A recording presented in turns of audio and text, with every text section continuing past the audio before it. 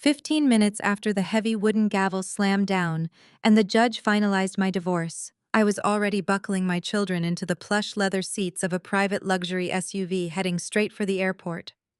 I was completely unbothered, leaving behind the toxic life I had endured over the last 10 years. Meanwhile, my ex-husband and his entire entitled family were popping champagne and celebrating his massive legal victory, entirely unaware that the multi-million-dollar empire he just fought so viciously to take from me was a ticking time bomb set to detonate exactly at midnight. The air inside the Fulton County Courthouse had been thick and suffocating, smelling of old wood-polished floor wax and broken promises. I sat at the petitioner table wearing a pristine white tailored designer coat, my posture perfectly straight, my hands resting calmly on the mahogany surface. Across the aisle sat Jamal. He was 37 years old, but acting like a fraternity boy who had just won a massive sports bet. He kept adjusting the stiff cuffs of his custom Italian suit, flashing that signature arrogant smirk that used to charm me when we first met, but now just looked incredibly pathetic and hollow. He leaned back in his heavy leather, whispering something into his high-priced attorney ear, looking like a man who believed he had just conquered the entire world and outsmarted the smartest woman in the room. Jamal had fought tooth and nail for the visible wealth. He aggressively demanded the sprawling 12,000-square-foot Atlanta estate in Buckhead, the fleet of imported luxury cars, sitting in the climate-controlled garage, and full executive control of his so-called thriving tech startup. He wanted the status, the image, the glossy magazine covers.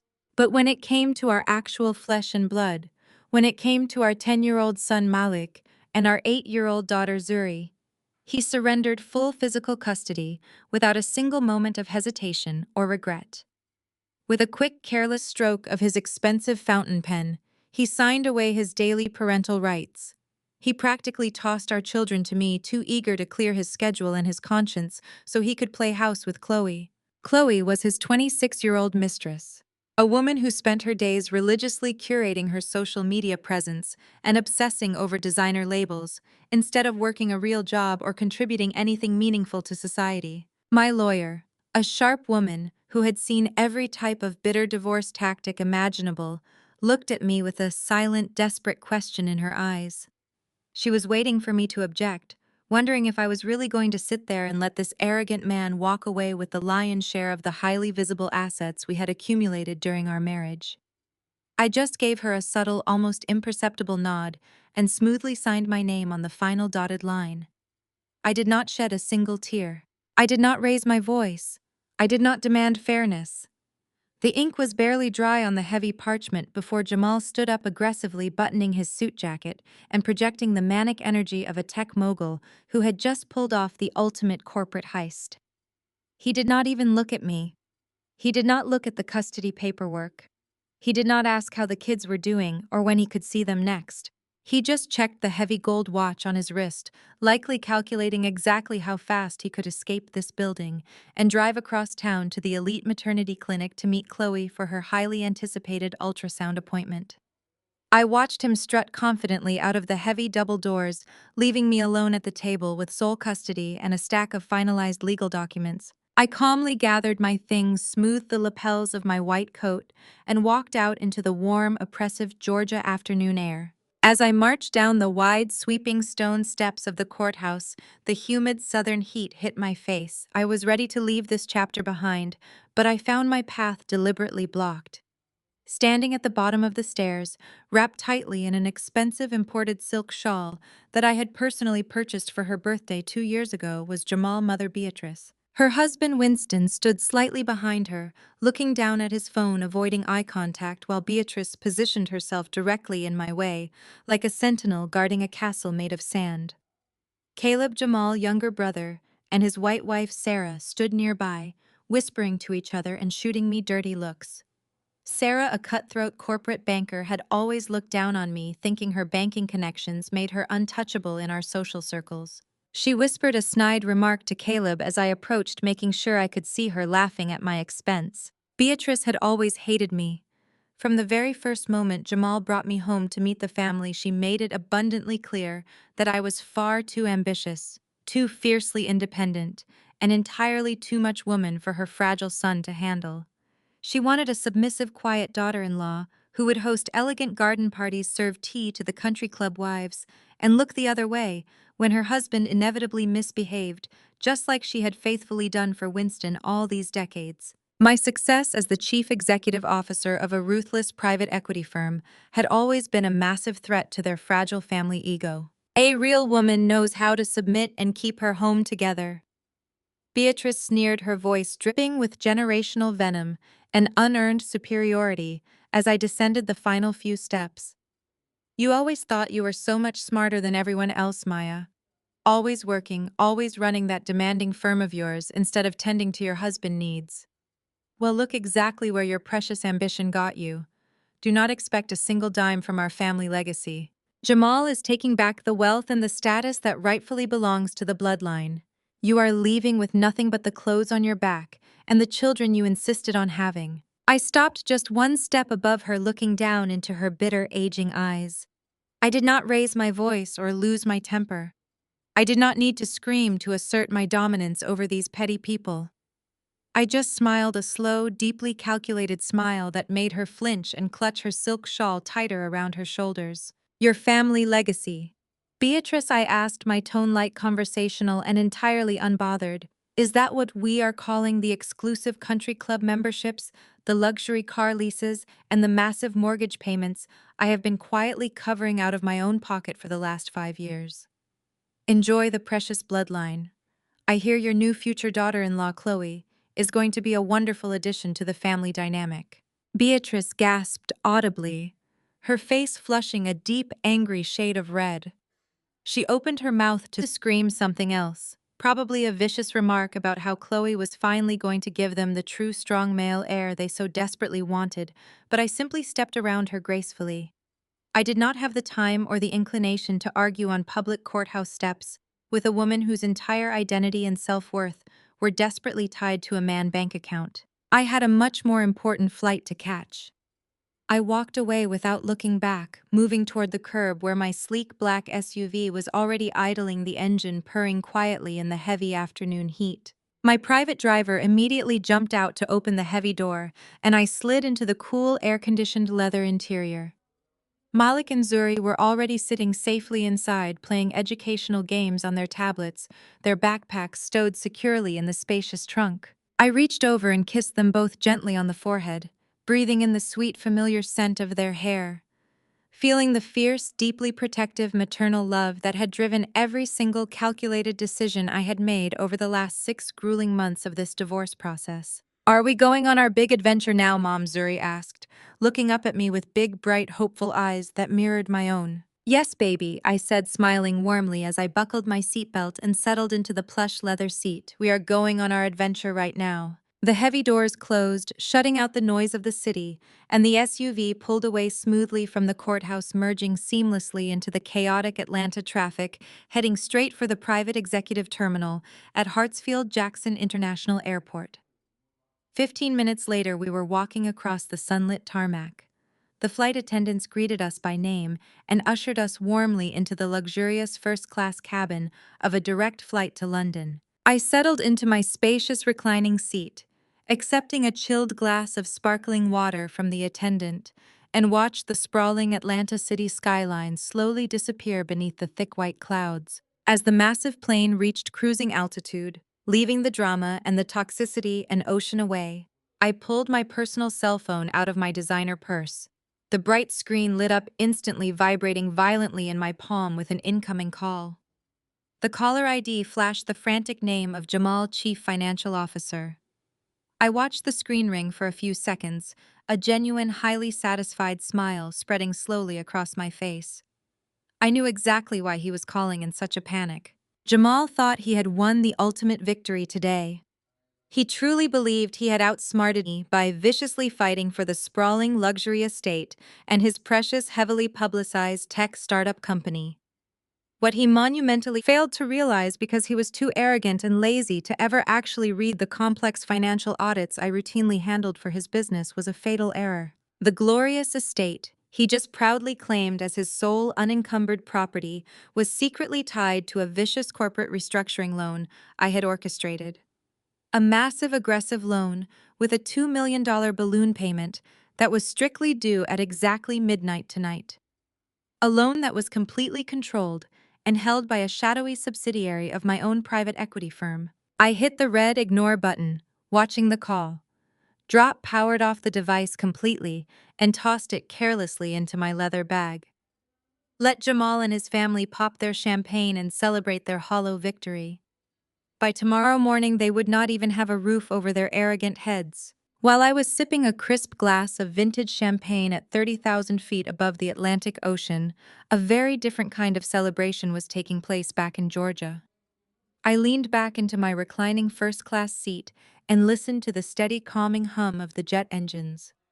Malik and Zuri were already fast asleep under their warm, woven blankets, dreaming of our new life in London. I took another slow sip of my drink and glanced at the expensive watch on my wrist. I knew exactly what time it was in Atlanta, and I knew exactly where Jamal and his entire entitled family were currently gathered. I did not need to be in the room to know how the scene was unfolding. My private investigator had handed me the complete medical dossier on Chloe weeks ago, so I could picture the impending disaster with absolute crystal clarity. Deep in the heart of Buckhead, at the most exclusive private maternity clinic in the city, Jamal had rented out the premium family suite. He wanted an audience for his ultimate triumph. He wanted his entire family to witness the ultrasound of his new legacy. Beatrice and Winston had arrived early, dressing as if they were attending a high society gala rather than a simple medical appointment. Beatrice was practically vibrating with joy, dabbing at her eyes with a lace handkerchief. For her, this was the greatest day of her life. She was finally getting the true male heir she had always prayed for. She had spent the entirety of my marriage subtly implying that my children were not quite enough because I was a working mother. In her eyes, a woman who ran a private equity firm could never properly nurture a family bloodline. But Chloe was different. Chloe was a 26-year-old blank slate who nodded at everything Beatrice said and promised to be the submissive traditional mother Beatrice demanded. Caleb and his white wife Sarah were sitting on the plush velvet sofa in the corner of the examination room. Sarah was checking emails on her phone, looking incredibly smug. As a senior vice president at a major corporate bank, Sarah thrived on proximity to wealth and status. She and Caleb had shown up to validate Jamal's choices and to collectively celebrate my permanent removal from the family tree. They were all gathered together, like royalty holding court, ready to welcome the miracle boy who would secure the family name. The only person in the room who was not celebrating was the glowing mother-to-be herself. Chloe was sitting on the edge of the examination table, sweating profusely. Her flawless makeup was beginning to melt under the harsh clinical lighting. While Beatrice chattered endlessly about nursery colors and private preschools, Chloe kept shifting her weight, her hands gripping the edge of the paper-lined table until her knuckles turned white. She was breathing erratically and stuttering out nervous, frantic excuses. She claimed she had consumed entirely too much water that morning. She kept complaining about feeling severely bloated and dizzy, suggesting that perhaps they should reschedule the ultrasound for another week when she was feeling better. Jamal, ever the oblivious narcissist, completely ignored her panic. He stood right beside the table, puffing his chest out and rubbing her shoulder. He told her she was just experiencing normal first-time mother jitters, and loudly assured the room that his son was going to be a strong, healthy champion. I was so blinded by his own massive ego and his desperate need to prove to his parents that he was a virile, successful patriarch that he could not see the sheer terror radiating from the woman sitting right next to him. The heavy wooden door opened, and the ultrasound technician walked into the suite. She was a seasoned professional with a warm smile, pushing a state-of-the-art imaging machine. The room fell into an eager, hushed silence. Beatrice clutched Winston's arm. Sarah finally put her phone away. Jamal puffed his chest out even further, grabbing his phone to record the monumental event for his social media followers. The technician dimmed the overhead lights and asked Chloe to recline back against the pillows. She instructed Chloe to lift her designer maternity top so she could apply the gel. Chloe hesitated. Her breathing grew shallow and rapid. She tried to pull the fabric down, claiming she felt a sharp pain in her side and needed to use the restroom immediately. Jamal chuckled condescendingly, telling her to relax, and gently but firmly pushed her hands away, pulling the fabric up himself to expose her swollen abdomen. The technician smiled kindly and squeezed a generous amount of warm blue gel onto the surface of Chloe's belly. She picked up the imaging wand and pressed it down. The family leaned forward collectively, holding their breath, waiting to hear the rapid, rhythmic thumping of a tiny heartbeat. But the room remained completely silent. The technician moved the wand in a slow, sweeping arc. Her warm, professional smile faltered. She pressed a little harder, her brow furrowing in deep confusion. She stared intently at the glowing monitor, tapping a few buttons on the keyboard to adjust the frequency. Still nothing. The screen showed only static interference rather than the familiar gray and white shapes of a developing fetus. The technician moved the wand again, and this time a strange, unnatural squeaking sound echoed in the quiet room as the hard plastic rubbed against an unusually firm surface. Beatrice gasped, clutching her chest. She asked if something was wrong with the baby, her voice trembling with sudden panic. Jamal dropped his phone, his arrogant smile vanishing as he demanded to know why there was no heartbeat on the monitor. The technician did not answer them. Her eyes widened as she looked from the monitor down to the surface of Chloe's stomach. She wiped a bit of the gel away with a towel, her expression shifting rapidly from confusion to profound professional concern. She abruptly removed the wand and turned off the monitor screen. She told the family she needed to recalibrate the machine and consult with the chief obstetrician immediately. Before Jamal could even ask another question, the technician practically sprinted out of the room, shutting the door tightly behind her. The atmosphere in the family suite instantly devolved into absolute chaos. Beatrice began to weep, openly convinced that a tragedy had just occurred. Winston was pacing the floor, demanding answers. Caleb and Sarah were whispering frantically to each other, assuming the absolute worst. Jamal was trying to hold Chloe's hand, telling her that everything was going to be fine, that they had the best doctors in Atlanta, and that his son was a fighter. Chloe looked like she wanted the floor to open up and swallow her whole. She tried to sit up and pull her shirt down, begging Jamal to take her home, saying she did not want to be examined anymore. She was hyperventilating, her eyes darting toward the heavy door like a trapped animal, calculating her chances of making a run for the parking garage. Before she could slide off the examination table, the door swung open again. The head doctor of the clinic, a tall, highly respected professional with an authoritative presence, walked into the room holding a thick medical file. The ultrasound technician stood quietly behind him, looking deeply uncomfortable. Jamal immediately stepped forward, puffing his chest out and demanding to know what was wrong with his child. Beatrice cried out from the sofa, begging the doctor to save her precious grandson. The head doctor did not look at the monitor. He did not look at Jamal or the weeping grandparents. He looked directly at Chloe, who had gone so pale she looked practically transparent. He opened the medical file in his hands and scanned the top page before looking back up at the expectant, eager faces of my former in-laws. The room grew so quiet you could hear the air conditioning humming through the vents. "Ma'am, there is no baby here." The doctor stated, his voice completely flat and professional, cutting through the heavy tension like a sharpened blade. Jamal took a step back, shaking his head. He angrily told the doctor that his machine must be broken because Chloe was clearly 5 months pregnant. He pointed to her swollen stomach, demanding they bring in different equipment. The doctor did not flinch at Jamal's aggressive tone. He simply looked back down at the file and delivered the exact words that would officially bring the arrogant kingdom of Jamal and his family crashing down into the dirt. "In fact, reviewing the medical records from your emergency surgery at our sister hospital last year, you are physically incapable of carrying a child," the doctor said, looking directly into Chloe's terrified eyes.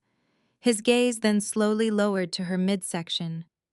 "What exactly is this silicone prosthetic strapped to your abdomen?" The silence in the room stretched for exactly 3 seconds before the absolute hysteria erupted. Beatrice let out a sound that was somewhere between a desperate gasp and the shriek of a wounded animal. She lunged forward, her manicured hands grasping at the air as if she could physically pull the truth out of the doctor and force the reality she wanted back into existence.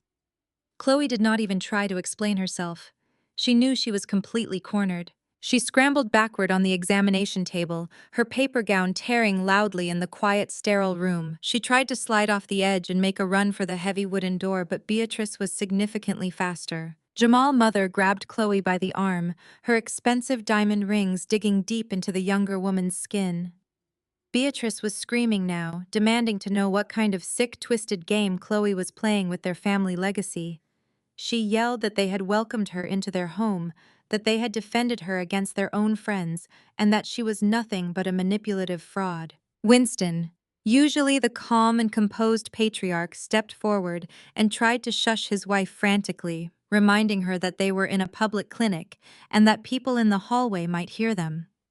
He was far more concerned about a potential society scandal than the fact that his future grandson was actually made of medical-grade silicone. Jamal stood completely frozen in the center of the room.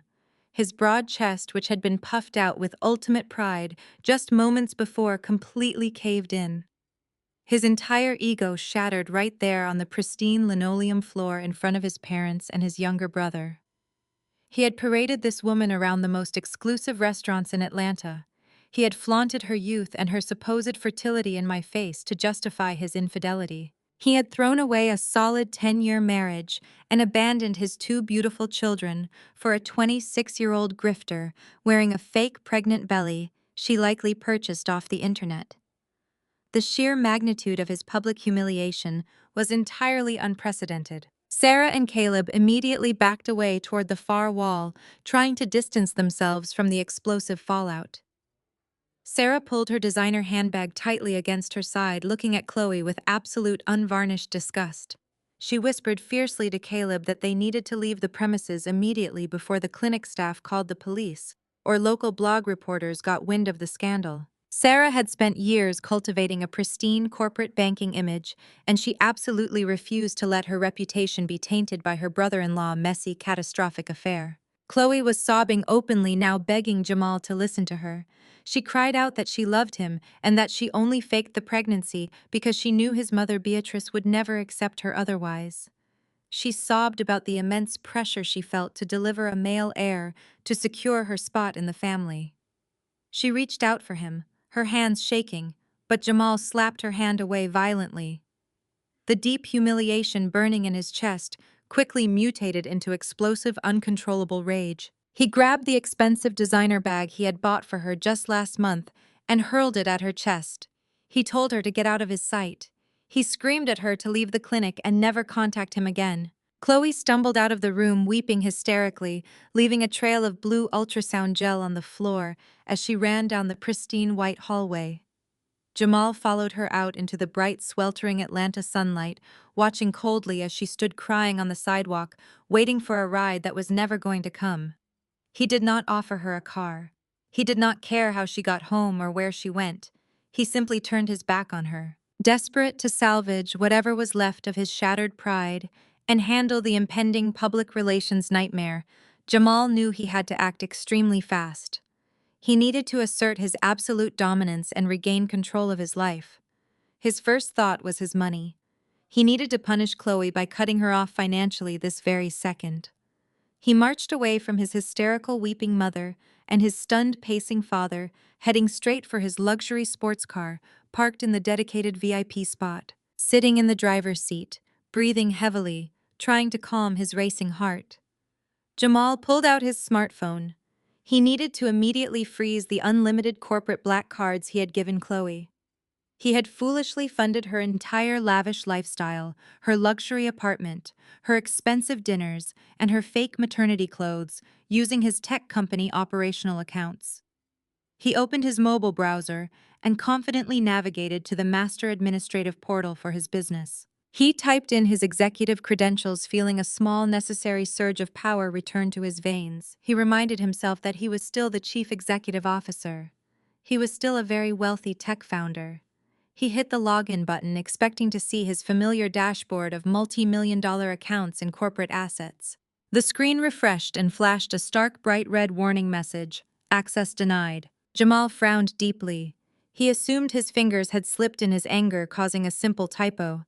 He carefully typed his password again, making sure every single letter and number was perfectly correct. He pressed the login button a second time, staring intensely at the loading screen. The exact same red message appeared, access denied. A cold, uneasy sweat began to form on the back of his neck. He tried his secondary administrative credentials. He entered the emergency backup login codes he kept saved in his secure Vault app. Nothing worked. The system simply refused to recognize his authority. It was as if his entire digital footprint within the company had been wiped completely clean. Panic finally setting in and mixing violently with his lingering rage, Jamal dialed the elite corporate client hotline for his commercial bank. He bypassed the automated menus, punching zero repeatedly, and demanded to speak directly with his dedicated account manager. When the representative finally answered, Jamal barked his orders without a simple greeting. He demanded that they immediately freeze all secondary credit cards associated with his business and perform a hard reset on his master portal access. He stated his name and his corporate tax identification number, expecting immediate swift compliance. The representative placed him on a brief, silent hold. Jamal tapped his fingers aggressively against his expensive leather steering wheel, glaring out the windshield at the clinic building. He cursed Chloe under his breath, vowing to leave her with absolutely nothing. When the representative finally returned to the line, her voice was hesitant and entirely stripped of the usual fawning customer service tone he was so accustomed to hearing. She informed him gently but firmly that she could not freeze the cards or reset his portal access. Jamal yelled, asking why the hell not. The representative took a deep breath and delivered the words that would send him into a total downward spiral. She told him that she could not comply with his request because, according to their global banking system, those master accounts no longer existed under his name. Jamal sat in the driver's seat of his luxury sports car, staring at the blank screen of his smartphone. The bank representative had just hung up the line, leaving him in a state of absolute disbelief. He gripped the expensive leather steering wheel so tightly his knuckles turned a pale shade of gray. The oppressive Atlanta heat was beating down on the windshield, but a freezing cold sweat dripped down the back of his neck. The master accounts no longer existed under his name. The words echoed in the tight, quiet space of the car, mocking him. He threw the phone onto the passenger seat and took a deep, ragged breath, trying to force oxygen into his tight chest. He was a chief executive officer. He was a wealthy tech founder. He told himself these things repeatedly, as a mantra to ward off the rising tide of sheer, unadulterated panic. He grabbed the phone again and immediately dialed the direct number for his chief financial officer. The phone rang 3 times before Terrence finally answered.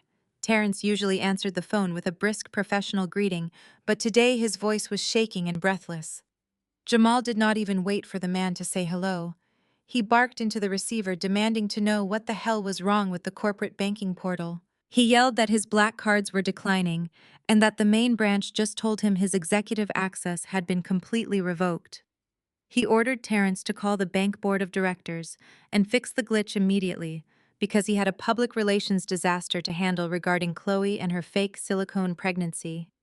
He desperately needed cash to pay off anyone who might leak the clinic disaster to the local blogs. There was a long, agonizing silence on the other end of the line. Jamal demanded to know if Terrence was still there. When Terrence finally spoke, his voice sounded hollow and completely defeated. He told Jamal that there was no glitch with the bank portal. He said that the bank board of directors could not do anything to help them because the company no longer belonged to Jamal. Jamal laughed, a harsh, bitter sound that held zero genuine humor. He told his chief financial officer that he was losing his mind. He proudly reminded Terrence that he had just left the Fulton County Courthouse less than 2 hours ago. He bragged that he had aggressively fought for the tech startup during the divorce proceedings, and that the judge had signed the final decree granting him full, unencumbered ownership of the entire enterprise. He yelled that the ink on the settlement was barely dry, and that no one had the authority to take his company away from him. Terrence took another deep, shaky breath and told Jamal to listen to him very carefully. He explained that the issue was not with the divorce settlement directly, but with the massive venture capital loan the company had secured 3 years ago. Jamal frowned deeply, trying to recall the financial details. He was strictly a sales and marketing guy, an arrogant frontman who loved giving keynote speeches and attending high-profile networking galas. He never bothered to read the complex financial audits or the dense legal contracts required to keep the business afloat. He had always relied on my expertise to handle the actual structural integrity of his empire. Terrence reminded Jamal of the massive cash injection they needed 3 years ago to expand their server capacity and hire new development teams. Jamal had proudly signed the loan documents without reading the fine print because he was too eager to host a lavish expansion party at an upscale downtown club. Terrence dropped the absolute hammer by revealing exactly who held that specific venture capital loan.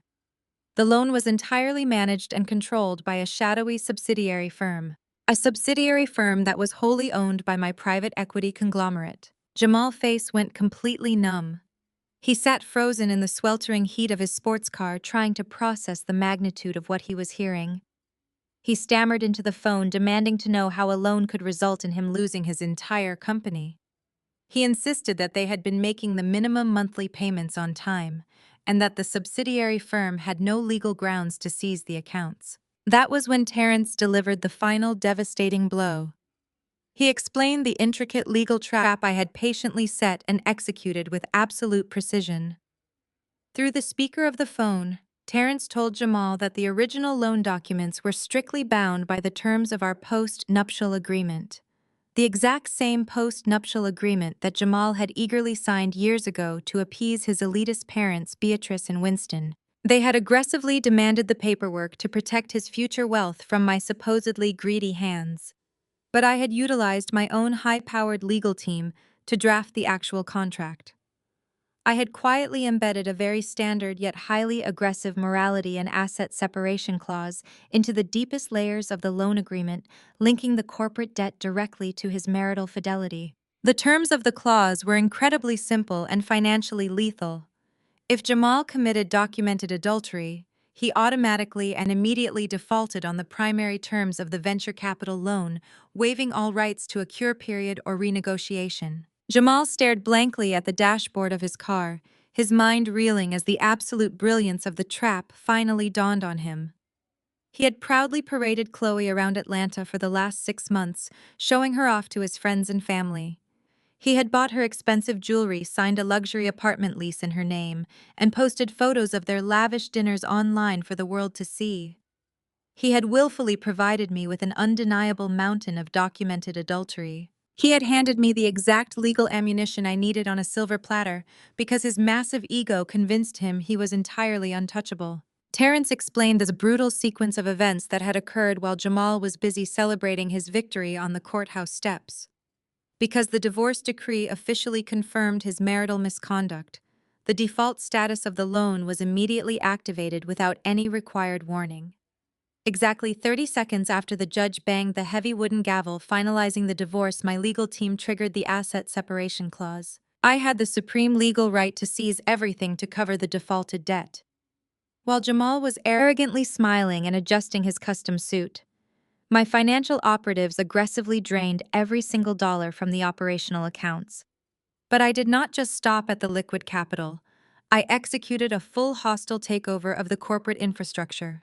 I legally seized the intellectual property. I took total ownership of the proprietary algorithms, the software patents, the active vendor contracts, and the entire source code repository that made the tech startup function. I effectively stripped the engine out of his luxury vehicle while he was still sitting in the driver's seat holding the steering wheel. Jamal began to panic wildly. He yelled into the phone demanding to know how they were going to make payroll on Friday.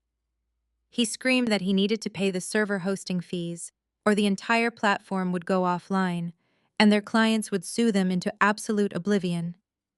He ordered Terrence to bypass the main system and transfer emergency funds from the hidden reserve accounts to temporarily stop the bleeding. Terrence's voice cracked as he informed his former boss that there were no reserve accounts left to access. He told Jamal that the building lease had already been legally transferred to my holding company. The vital software licenses had been permanently revoked, and the employee payroll system had been completely locked down by my administrative team. My private equity firm had systematically gutted the entire corporation in a matter of minutes, leaving absolutely nothing behind but the heavy toxic debt and the pending vendor invoices. Terrence quietly added that he was officially tendering his resignation. Effective immediately and abruptly hung up the phone, leaving Jamal screaming into the empty silence of his car. Sitting comfortably in my spacious first-class seat, cruising high above the clouds, I opened my secure laptop. I connected to the private in-flight wireless network and typed in my heavily encrypted credentials. The digital dashboard of my firm loaded smoothly on the bright screen, illuminating the dark cabin. I reviewed the transaction logs with a deep sense of quiet, profound satisfaction.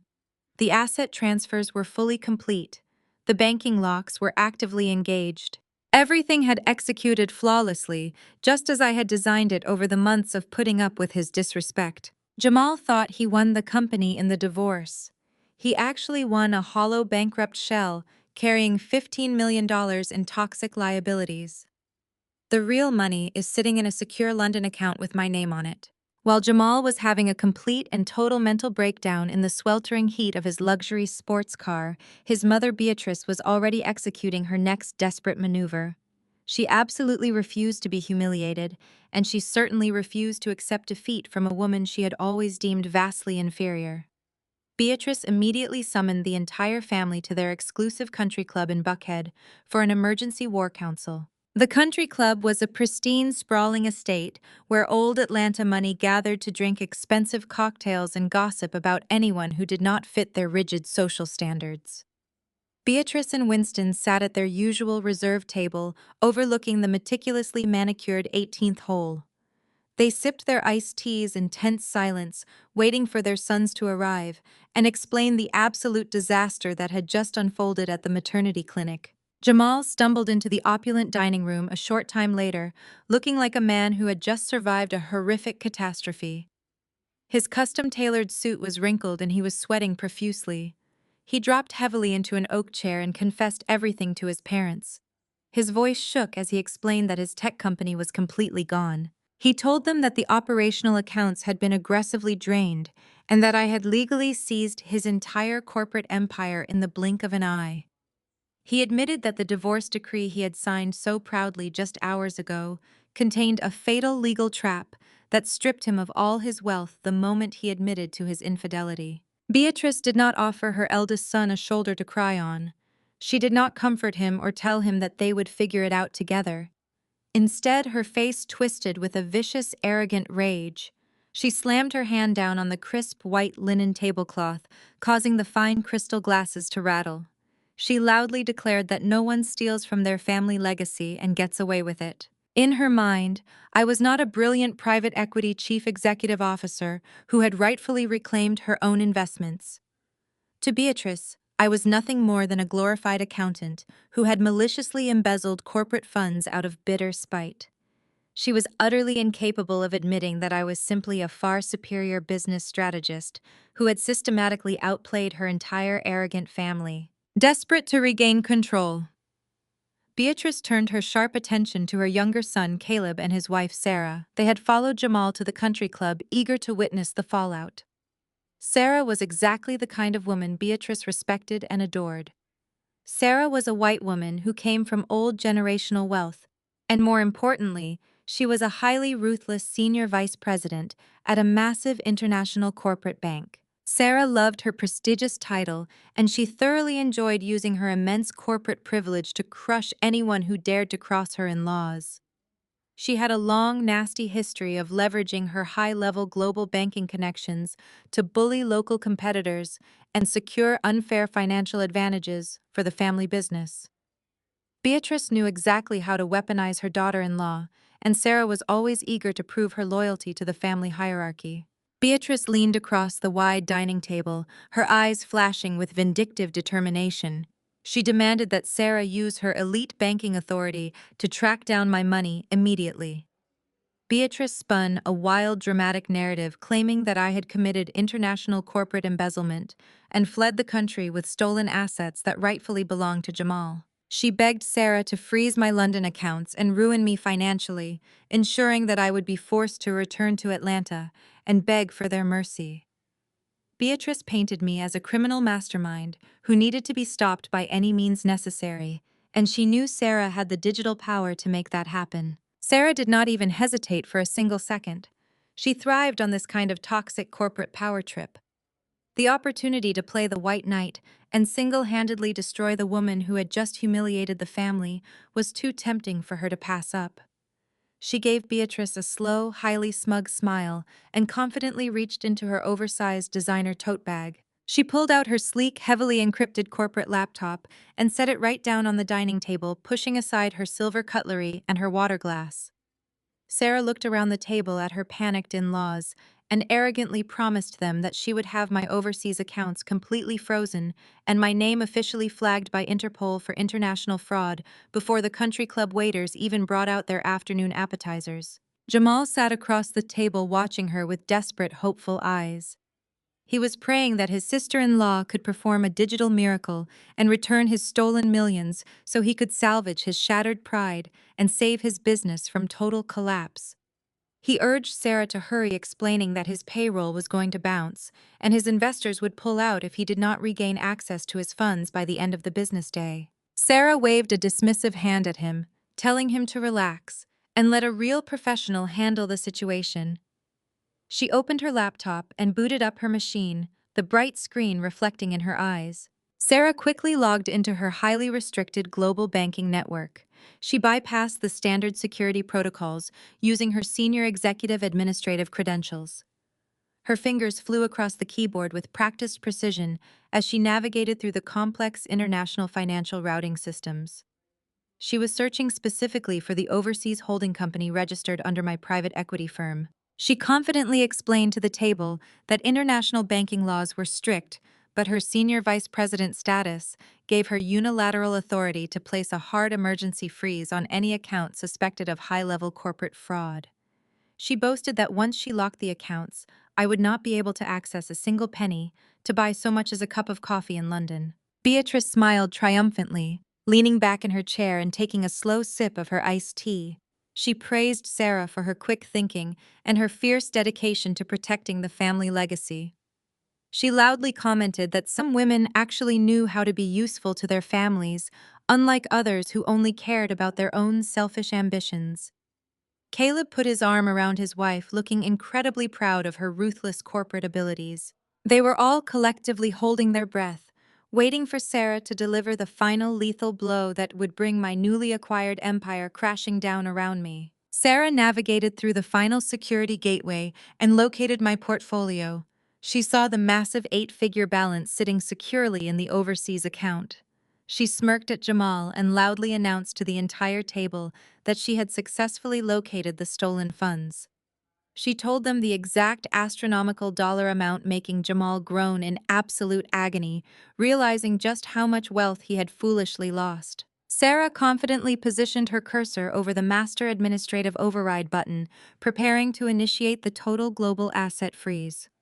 She looked up at Beatrice with a victorious grin and clicked the laptop trackpad with absolute arrogant certainty, expecting the screen to flash green with a confirmation message indicating the accounts were officially locked. But the screen did not flash green. The smug, victorious smile on Sarah's face instantly vanished, as if it had been physically wiped away. The color completely drained from her cheeks, leaving her looking deathly pale and visibly sick.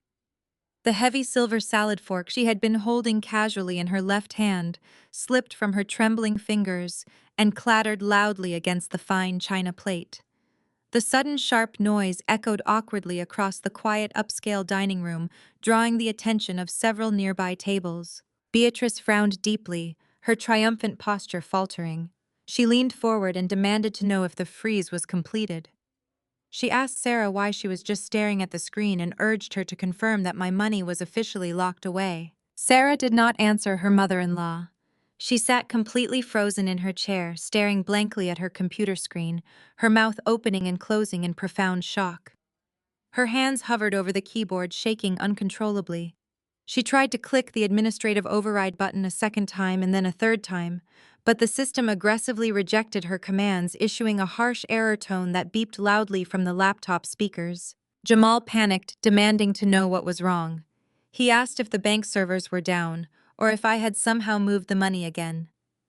Caleb shook his wife gently by the shoulder, asking her why she looked like she had just seen a ghost. Sarah slowly raised her head and looked at Beatrice with wide, completely terrified eyes. She swallowed hard, trying to find her voice. When she finally spoke, her voice was barely above a fragile, trembling whisper. She stammered out that she could not touch my accounts. She looked around the table at the expectant, furious faces of her in-laws and delivered the exact words that would officially seal their absolute doom. She told them that the banking system was aggressively blocking her access because she no longer had the required security clearance to even view my financial portfolio, let alone freeze it. Beatrice slammed her manicured hand against the dining table again, causing a nearby waiter to flinch and nearly drop a silver tray of expensive appetizers. She demanded to know why Sarah was just sitting there staring at the screen like a frozen statue. Beatrice hissed that they did not have time for technical difficulties or corporate delays. She ordered Sarah to call the Bank Information Technology Department and force the global asset freeze through before I could move the money to an offshore shell company. She genuinely believed her aggressive tone could command international banking networks the same way she commanded the country club waitstaff. Sarah did not reach for her phone. Her perfectly manicured hands remained hovering over the laptop keyboard, shaking so violently that her heavy diamond engagement ring clinked repeatedly against the aluminum chassis of the machine. Caleb grabbed his wife by the shoulder, shaking her slightly. He asked her what was wrong and why she looked like she was about to throw up her mimosa right there on the crisp white linen tablecloth. Sarah slowly lifted her head. Her eyes were completely bloodshot with raw, unadulterated terror. She looked at Caleb and then stared directly at Beatrice. She swallowed hard, trying to force moisture into her suddenly dry throat. She turned the sleek corporate laptop around so the entire table could clearly see the high-resolution screen. There was no offshore shell company hiding stolen funds. There was no runaway ex-wife desperately trying to conceal embezzled corporate money. The screen displayed a massive corporate hierarchy chart that had just been updated across the global banking network exactly 48 hours ago. At the very top of that chart, hovering far above the board of directors and the international managing partners, was the legally registered name of my private equity conglomerate. Sarah's voice cracked completely as she explained the brutal reality of the situation to her stunned and entirely clueless in-laws. She told them that 2 days ago my firm had executed a ruthless, aggressive, and entirely legal buyout of her bank's entire European division. I was not just a wealthy private client with a large portfolio. I was the new majority shareholder of the very institution that issued her paychecks. I was her ultimate boss. I remembered all those Sunday family dinners where Sarah used to sit swirling her expensive imported wine, bragging loudly about her massive executive bonuses. She used to give me unsolicited, condescending advice on how to grow my little venture capital hobby, while Beatrice smiled in smug agreement. Sarah used to tell Beatrice that I simply lacked the killer corporate instinct required for real high-level finance. Now, sitting at the country club, Sarah had to look her monstrous mother-in-law in the eye and admit that the woman they had all treated like a financially illiterate subordinate had just bought her entire international banking division with cash to spare. Beatrice's face contorted into a mask of pure aggressive denial. She absolutely refused to accept the facts presented right in front of her. She pointed a trembling finger at the laptop screen and shrieked that it had to be an administrative mistake. She yelled that I was just Jamal's wife, a woman who spent her days managing a boutique firm, not a global financial titan capable of swallowing a European banking sector whole. She ordered Sarah to stop being a coward and press the security override button anyway. Sarah aggressively slapped Beatrice's hand away from the keyboard. The polite, wealthy white daughter-in-law facade completely vanished in an instant, replaced entirely by sheer corporate survival instinct. Sarah snapped at Beatrice, telling her to shut her mouth before she got them all investigated and sent to federal prison.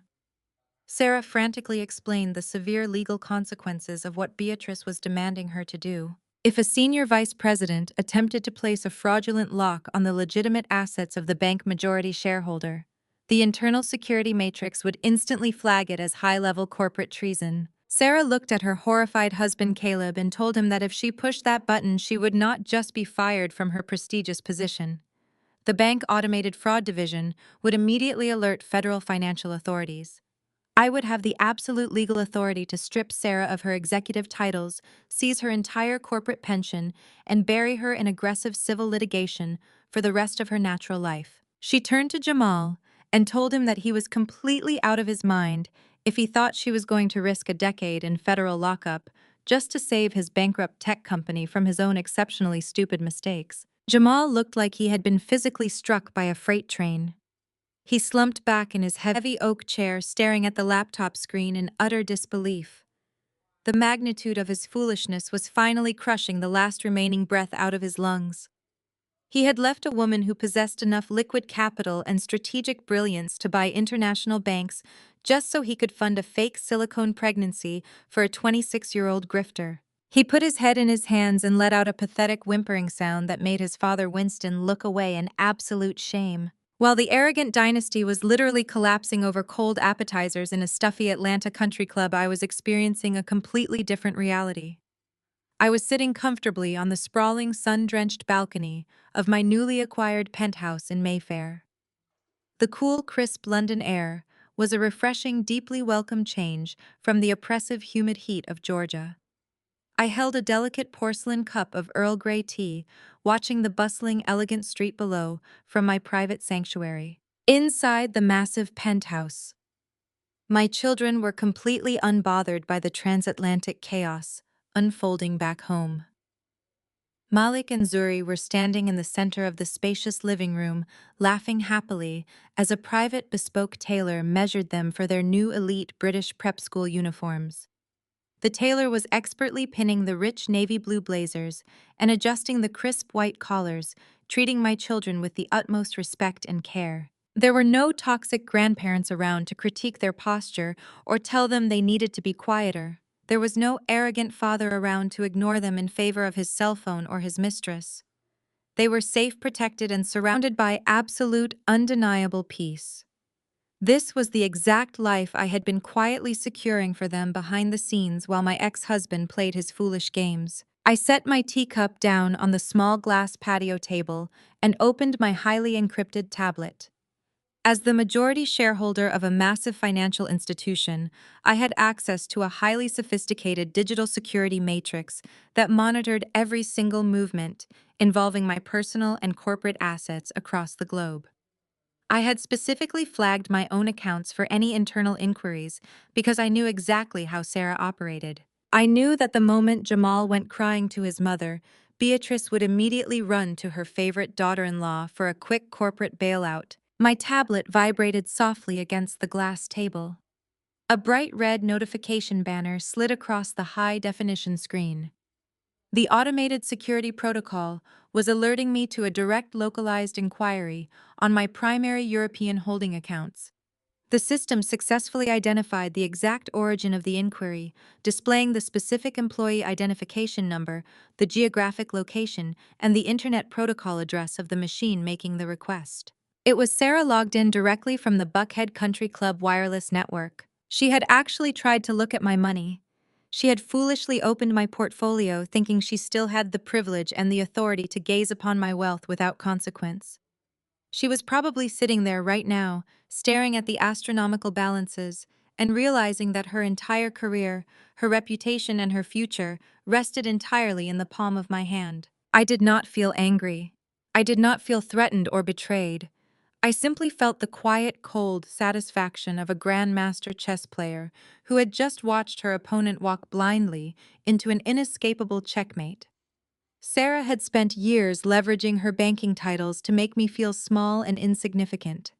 She had actively enabled Beatrice's toxic behavior because it benefited her own elevated status in the family hierarchy. Now she was about to learn a very painful permanent lesson about the true nature of corporate hierarchy. I tapped the security notification, expanding the administrative menu on my tablet screen. The system presented me with a comprehensive list of executive countermeasures designed specifically to protect the majority shareholder from internal corporate espionage and unauthorized surveillance. I did not need to make a phone call to a legal department. I did not need to consult with a board of directors or ask for permission. I possessed unilateral, unmitigated authority over the entire network. With a single deliberate tap of my finger against the smooth glass screen, I initiated a total zero-trust protocol against Sarah's entire employee profile. I watched the progress bar fill up in a matter of seconds. I remotely revoked her administrative access, terminated her active network sessions, and triggered an immediate hard lockout on her corporate digital identity. Sarah was officially and permanently locked out of her own corporate email, her client databases, and her executive management portal. I took another slow sip of my warm tea, enjoying the perfect quiet of the London morning, fully knowing that back in Atlanta, Sarah's laptop screen had just gone completely black. Back in Atlanta, the humid southern heat was suffocating, but it was absolutely nothing compared to the suffocating panic rapidly consuming my former in-laws. My single text message about Chloe and her maternity clothes had hit their group chat like a live grenade. Jamal was standing in the grand foyer of his sprawling Buckhead estate, staring down at his phone with bloodshot eyes. He had lost his company, his dignity, and his funds all in a matter of hours. His mother, Beatrice, was pacing the marble floors of the entryway, fanning herself aggressively and muttering about how I was a vindictive monster who was actively trying to destroy their prestigious family legacy. Winston was rubbing his temples, looking completely exhausted. They thought they had hit absolute rock bottom, but they had no idea that the floor was about to give way completely. Jamal led his exhausted, frantic parents into the massive, formal living room of the estate, needing to sit down and figure out a plan to stop his investors from backing out. He pushed open the heavy oak doors and froze dead in his tracks. Sitting casually on the custom Italian leather sofa right in the middle of the house Jamal had fought so ruthlessly to win in the divorce was Chloe. She had used the security codes Jamal had foolishly given her months ago to bypass the front gate and let herself in. She was no longer wearing the fake silicone belly. Her flat stomach was a glaring reminder of the ultimate humiliation she had just put them through. She was dressed in sharp designer clothes, her posture completely devoid of the weeping, hysterical mess she had been at the maternity clinic just a few hours prior. She sat with her legs crossed, holding a glass of Jamal expensive bourbon, looking entirely too comfortable in a home she no longer had any right to be inside. Beatrice let out a sharp gasp and immediately pointed a trembling finger at the younger woman. She demanded to know how Chloe had gotten into the house and ordered her to leave the premises immediately before she called the police. Beatrice screamed that Chloe had humiliated their family and that she was a manipulative gold digger who belonged in a jail cell. She yelled that the family was done with her and that she would never see another single dime of their wealth. Chloe did not flinch. She did not cry or beg for forgiveness. She just took a slow, deliberate sip of the bourbon and smiled a cold, calculating smile that made Jamal take a step back. She calmly reached into her designer handbag and pulled out a small, sleek silver flash drive, tossing it onto the heavy glass coffee table. The small metal device landed with a sharp clink that echoed in the vast, silent room. Jamal stared at it, his voice shaking as he asked her what she thought she was doing. He told her she was completely cut off and that she needed to pack up whatever cheap things she had left and get out of his house. Chloe laughed. It was a sharp, biting sound full of pure malice. She told Jamal that he was no longer in a position to give orders to anyone. She looked directly at Beatrice and Winston and explained exactly what was on that tiny silver drive. Chloe revealed that for the past year, while Jamal was busy parading her around town and bringing her to private family dinners, she had been quietly leaving her phone recording in her purse. She had captured hours upon hours of unfiltered, unedited audio of Beatrice and Winston speaking freely when they thought they were safe behind closed doors. Beatrice's face went completely pale. Winston stepped forward, demanding to know what she meant by that. Chloe gladly elaborated, leaning forward to make sure they heard every single word. She detailed specific conversations where Winston had openly admitted to paying illegal cash kickbacks to local city officials to track zoning permits for his commercial real estate developments. She brought up multiple recorded instances where Beatrice had used highly derogatory, deeply racist language to describe her own minority business partners and local politicians. These were powerful, influential women who Beatrice smiled at in public but viciously degraded in private, using the most vile slurs imaginable. Chloe explicitly named the dates, the times, and the exact vicious terminology Beatrice had used. If that audio leaked, Winston would face an immediate federal indictment for bribery and corporate corruption. He would lose his business licenses and face decades behind bars.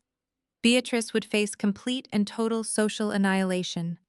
She would be expelled from her elite country clubs, blacklisted from the charity boards she valued more than her own children, and publicly canceled in the affluent Atlanta circles that defined her entire existence. Her legacy would be completely reduced to ashes. Chloe leaned back, resting her elbows on the soft leather sofa. She told them that the era of her playing the submissive, quiet little mistress was officially over. She demanded exactly $500,000 in untraceable cash. She gave them exactly 24 hours to secure the funds and deliver them to her, or she was sending digital copies of the audio files to every major news outlet, local blog, and federal investigator in the state of Georgia. Jamal stepped forward, his fists clenched at his sides. He yelled that she was insane if she thought they were going to pay her $500,000. He told her she was committing felony extortion and that he would have his high-powered lawyers bury her in court for the rest of her life. Chloe simply looked at him with absolute pity. She reminded Jamal that he did not have high-powered lawyers anymore because he did not have a company anymore. She told him she knew exactly what had happened with his accounts because she still had access to his corporate email on her phone. She knew I had completely gutted his operational funds and seized his intellectual property. She looked back at Winston and told him the clock was officially ticking. Complete chaos erupted in the living room. Beatrice began hyperventilating, clutching the collar of her expensive blouse. The thought of her racist remarks being broadcast on the evening news was a fate literally worse than death for a woman obsessed with Southern high society. She turned to her husband, her eyes wild with absolute terror. She grabbed Winston by the shoulders and screamed at him to pay the girl. She ordered him to do whatever it took to make Chloe disappear and take that cursed flash drive with her. Winston tried to reason with his frantic wife, explaining that $500,000 in liquid cash was not something they just had sitting in a checking account ready to be withdrawn. Their massive wealth was tied up in assets, physical properties, and long-term investments.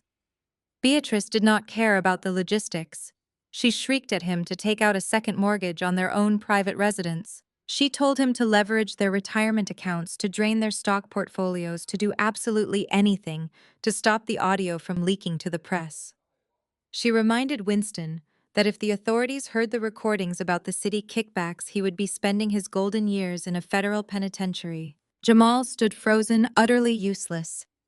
The arrogant tech founder who had smirked at me in the courthouse was now watching his mistress hold his parents entirely hostage. He could not offer a single dollar to help them because I had already taken everything he claimed to own. I was completely impotent, a spectator to the destruction of his own family. Winston, his hands visibly shaking, pulled his cell phone from his tailored trouser pocket. He told Beatrice to calm down and promised he would fix the situation immediately. He dialed the direct emergency line for his private wealth broker, a man who had managed the family financial portfolio for over 2 decades. Winston paced back and forth across the expensive Persian rug while the phone rang, his eyes locked on Chloe, who was sitting there looking incredibly pleased with herself. When the broker finally answered, Winston did not bother with any polite pleasantries. He immediately requested a massive emergency line of credit, leveraging the maximum equity on his primary estate. He ordered the broker to expedite the paperwork and wire $500,000 to a secure holding account by tomorrow morning. He tried to sound authoritative, trying to project the image of a powerful patriarch handling a minor cash flow inconvenience rather than a desperate man being blackmailed by his son, fake pregnant mistress. There was a long, agonizing silence on the other end of the line. Winston stopped pacing. He asked the broker if he understood the instructions and why he was not confirming the transaction. The broker voice came through the speaker, sounding extremely tense and highly apologetic. He told Winston that he could not approve the line of credit under any circumstances. He explained that he could not process a second mortgage or liquidate any of the requested stock portfolios today or any time in the near future. Winston's face turned a deep, alarming shade of red. He yelled into the phone, demanding to know why his own wealth manager was refusing to follow a direct financial order. He furiously reminded the broker of his substantial net worth and threatened to pull his entire family portfolio and move it to a competing financial institution by the end of the day. The broker let out a heavy sigh and delivered the words that would officially bring the mighty empire crashing down into the dirt. He told Winston that he could not move the money because he legally did not have the authority to bypass a federal lock. Winston's breath hitched in his throat. He stopped yelling and asked in a low, terrified voice what federal lock the broker was talking about. The broker explained that less than an hour ago, a massive aggressive hold had been placed on every single financial asset tied to Winston and Beatrice's Social Security numbers. Their primary checking accounts, their investment portfolios, their property deeds, and their massive credit lines had all been entirely frozen by the Internal Revenue Service. The broker stated that a massive outstanding tax lien had just defaulted, and the federal government had instantly moved in to secure the assets to prevent capital flight. Winston dropped his phone, the expensive device clattering against the hardwood floor. He stared at his weeping wife, his face completely devoid of color. Their credit was completely frozen. They were entirely broke, and a woman holding a flash drive that could send them to prison was sitting comfortably on their living room sofa, waiting for $500,000 they could no longer access. Winston stood frozen in the center of his lavishly decorated living room, staring down at the expensive smartphone he had just dropped onto the imported hardwood floor. The device lay there like a dead weight, the voice of his private wealth broker still faintly echoing from the tiny speaker. Beatrice was clutching the collar of her silk blouse, her chest heaving with frantic, panicked breaths.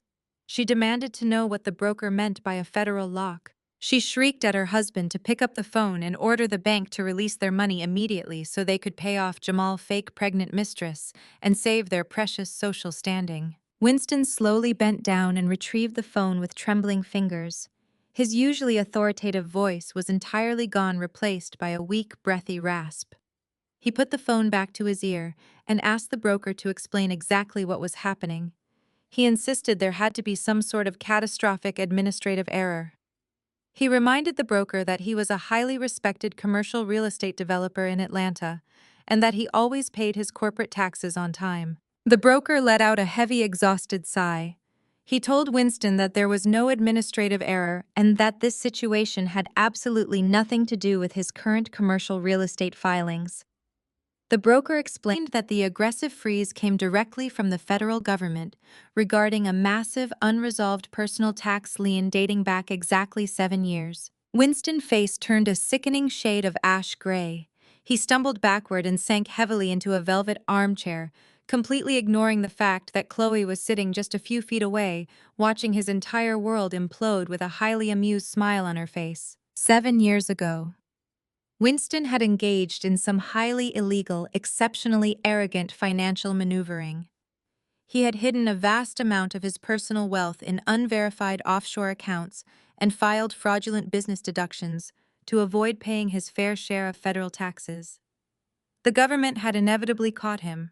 They had slapped him with a staggering multi-million-dollar tax lien and threatened him with decades in a federal penitentiary for criminal tax evasion. Winston had panicked. He knew a federal indictment would instantly destroy his lucrative real estate career and completely humiliate Beatrice in her elite Southern social circles. But the IRS had offered him a quiet, highly structured repayment plan to avoid criminal prosecution. The problem was that the monthly payments were so astronomical, Winston could not afford them without liquidating his entire estate and publicly declaring bankruptcy. That was when I stepped in. I was already married to Jamal at the time, and I had just launched my highly successful private equity firm. Jamal had literally begged me on his hands and knees to save his parents from federal prison. I had looked at my 2 beautiful young children, Malik and Zuri, and decided I did not want them growing up having to visit their grandparents behind thick glass partitions in a federal facility. I did not do it because I loved Beatrice or Winston. I did it strictly to protect the innocent children in my household. I had instructed my corporate accountants to set up a blind third-party trust. For the last 7 years, I had been quietly and consistently funneling $20,000 a month of my own hard-earned money directly to the Internal Revenue Service to cover Winston's massive fraudulent tax debt. I never asked them for a single thank you. I never held it over their heads at family dinners. I remained completely silent, while Beatrice paraded around the country club, wearing expensive designer jewelry, acting like a financial genius, while I secretly carried the entire heavy burden of keeping her husband out of a bright orange jumpsuit. The broker continued explaining the dire situation to a completely paralyzed Winston. The broker stated that the federal repayment plan required absolute strict compliance. If a single monthly payment was missed or returned, the leniency agreement was immediately and permanently voided. The federal government would automatically initiate a hard lock on every single asset tied to Winston and Beatrice's social security numbers without any prior warning or grace period. Winston gripped the phone so tightly his knuckles turned white. He stammered, asking the broker why the payment had bounced. He told the broker that the blind trust had always handled the transfers automatically on the 15th of every single month for the last 7 years. The broker voice grew incredibly quiet and deeply uncomfortable. He informed Winston that the blind trust had not bounced the payment due to insufficient funds. The broker explained that the primary administrator of the blind trust had actively and deliberately logged into the federal portal and canceled the automatic clearinghouse transfer. The administrator had officially revoked all future funding and legally dissolved the protective trust entirely. Winston felt the room spinning violently around him. He knew exactly who the primary administrator of that protective trust was. It was me. While Winston sat trembling in his velvet chair, the narrative shifted back to my perspective just briefly to explain exactly how and why I pulled the financial trigger. I thought back to the sweltering heat of the Fulton County Courthouse steps on the exact day my divorce from Jamal was finalized. I remembered standing there in my pristine white coat, feeling the heavy, humid Georgia air against my skin. I remembered Beatrice blocking my path, wrapping her expensive silk shawl around her shoulders and viciously telling me that a real woman knows how to submit and keep her home together. I remembered how she sneered at me with such unearned superiority, telling me not to expect a single dime from their precious family legacy. She had looked me dead in the eye and proudly declared that Jamal was taking back the wealth and the status that rightfully belonged to their elite bloodline. She treated me like absolute garbage, entirely forgetting that my silent, grueling labor was the only thing preventing her from becoming the wife of a convicted federal felon. I did not scream at her on those courthouse steps. I simply smiled, walked to my private waiting vehicle, and headed straight for the airport with my children. But the moment I sat down in my luxurious first-class seat on the flight to London, I pulled out my secure tablet. I did not just drain Jamal operational tech accounts. I also logged directly into the federal tax portal. I stared at the automatic payment schedule that was set to pull $20,000 from my private equity firm the very next day. I remembered Beatrice's hateful, sneering face. I remembered how she proudly embraced Jamal's fake pregnant mistress Chloe over the mother of her actual legitimate grandchildren. With a single calm, deliberate tap of my finger, I canceled the automatic payment. I completely dissolved the blind trust and permanently revoked my financial protection. I removed the heavy invisible shield I had been holding over their arrogant heads for 7 agonizing years. I let the federal government loose on them, back in the Buckhead estate. Winston slowly lowered the phone from his ear. His breathing was shallow and incredibly fast. The broker had hung up, leaving Winston with the absolute terrifying reality of his situation. Beatrice rushed over to him, grabbing his arm and shaking him roughly. She demanded to know what the broker had said, and when the money would be available to pay off Chloe so they could get the blackmailing mistress out of their pristine living room. Winston looked up at his wife, his eyes completely vacant and dead. He swallowed hard, trying to force words past the massive lump of absolute terror blocking his throat. He told Beatrice that there was no money. He told her that their primary checking accounts, their diverse investment portfolios, their commercial property deeds, and their massive credit lines were all entirely frozen by the federal government. Beatrice's face contorted into a mask of pure aggressive denial. She shrieked that it was impossible. She yelled that they were multimillionaires and that the government could not just seize their wealth without a proper warning. She ordered Winston to call their high-powered corporate lawyers and sue the bank for gross negligence. Winston grabbed her hands, forcing her to stop waving her arms around. His voice cracked completely as he delivered the final devastating blow to his wife's massive fragile ego. He told Beatrice about the unpaid tax lien. He confessed his illegal financial maneuvers from 7 years ago. And then he told her the most humiliating truth of all.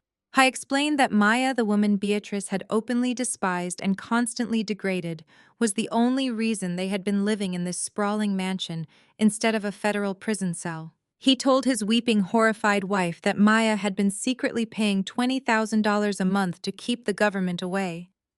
He explained that because Beatrice had viciously insulted Maya on the courthouse steps, Maya had canceled the payments and dissolved the trust. Maya had taken her money and walked away, leaving them completely exposed to the catastrophic consequences of their own actions. Beatrice collapsed onto the floor, weeping hysterically. The sheer magnitude of her foolishness was finally crushing her. She had spent 10 years treating her daughter-in-law like an inferior subordinate, completely unaware that I was the powerful, silent architect holding her entire glamorous life together. She had happily traded my massive financial protection for a 26-year-old grifter who was currently extorting them. Winston buried his face in his hands, sobbing quietly alongside his wife. They were completely broke. Their pristine social standing was about to be obliterated. They were facing imminent federal tax evasion charges and potential prison time. They had absolutely nowhere to turn and no one to help them. Sitting comfortably on the custom Italian leather sofa, casually swirling the amber liquid in her expensive crystal glass, was Chloe. She watched the older couple weeping on the floor with a cold, highly amused expression on her face. She did not care about their tax liens or their federal indictments. She did not care that Jamal had just lost his entire tech company. She only cared about her own survival and her own financial gain. Chloe tapped her long acrylic nails against the heavy glass coffee table right next to the sleek silver flash drive containing the deeply racist and corrupt audio recordings. She leaned forward, looking down at Beatrice and Winston. She cheerfully reminded them that the clock was still ticking and that they now had exactly 23 hours left to hand over her $500,000 in untraceable cash before she gleefully destroyed their lives. Back in Atlanta, the immediate fallout of the federal tax freeze was an absolute unmitigated disaster for my former in-laws.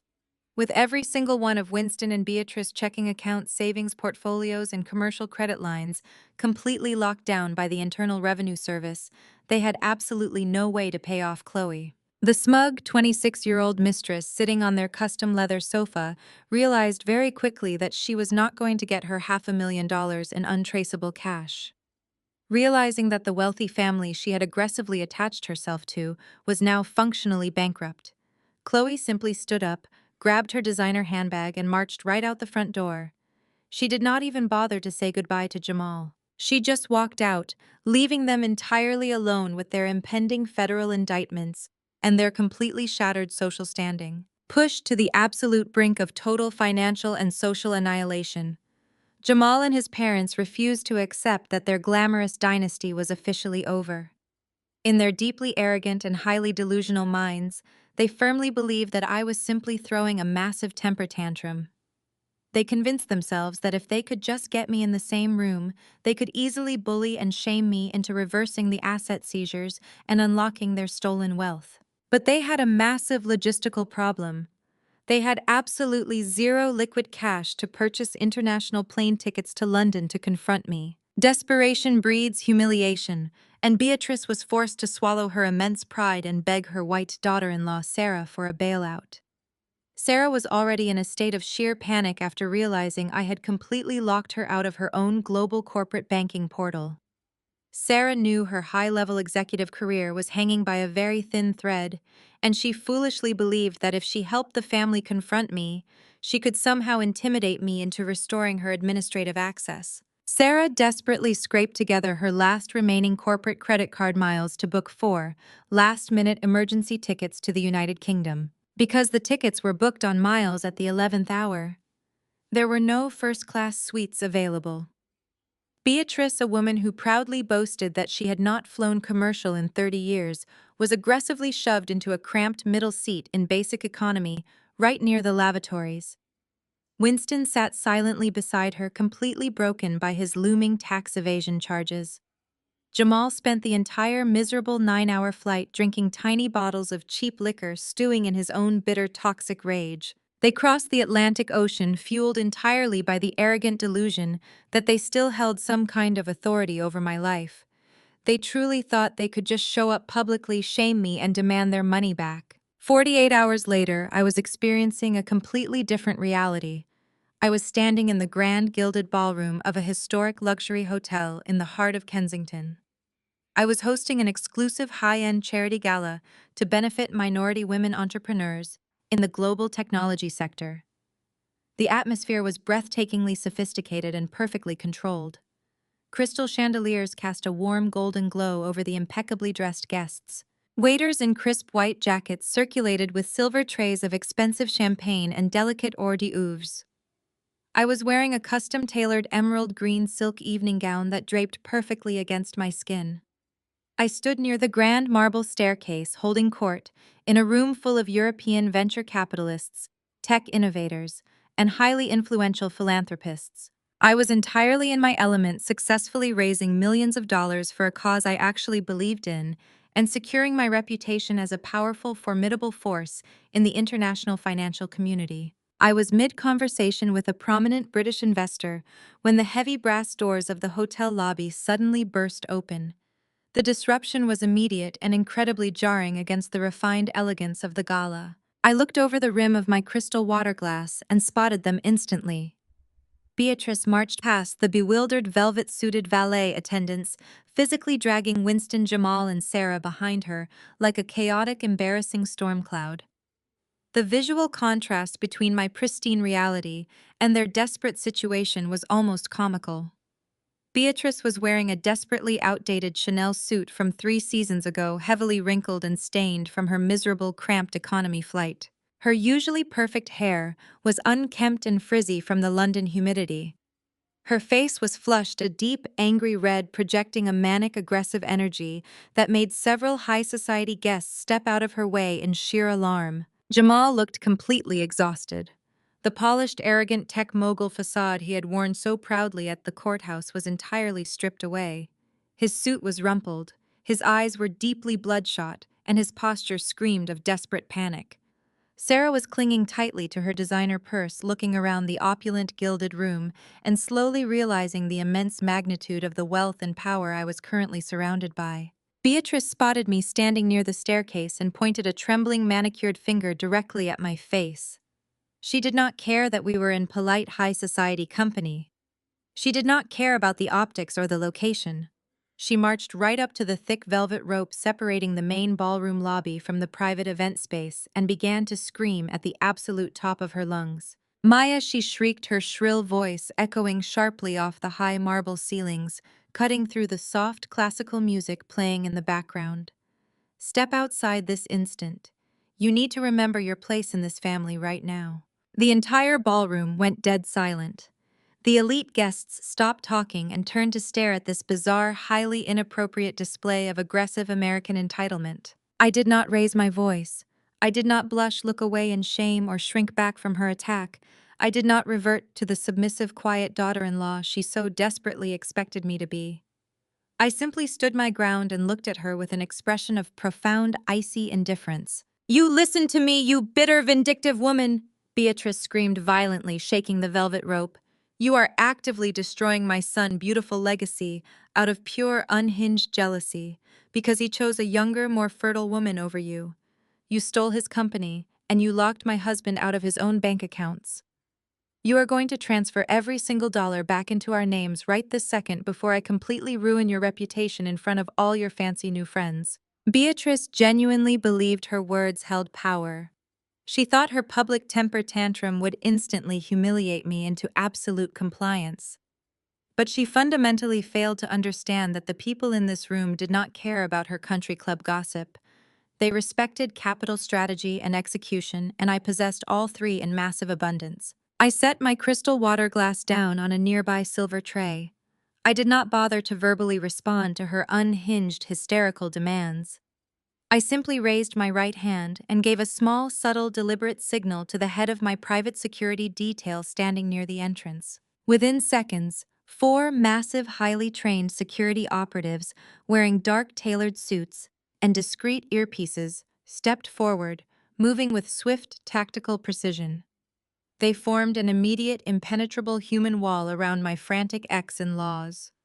The guards grabbed Beatrice by the arms, ignoring her loud, indignant shrieks about how she was a wealthy socialite who demanded respect. They aggressively corralled Winston, Sarah, and Jamal, physically pushing the entire chaotic group back toward the heavy glass exit doors. Jamal struggled uselessly against the firm grip of a massive security guard. His bloodshot, panicked eyes locked onto mine across the lobby. His gaze was a volatile mixture of pure, unadulterated hatred and absolute desperate pleading. He wanted me to call the guards off. He wanted me to save him from the total public humiliation of being physically ejected from a luxury hotel. I smoothly walked over to the security perimeter, my emerald silk gown sweeping elegantly across the polished marble floor. I instructed the guards to hold them for just one brief moment.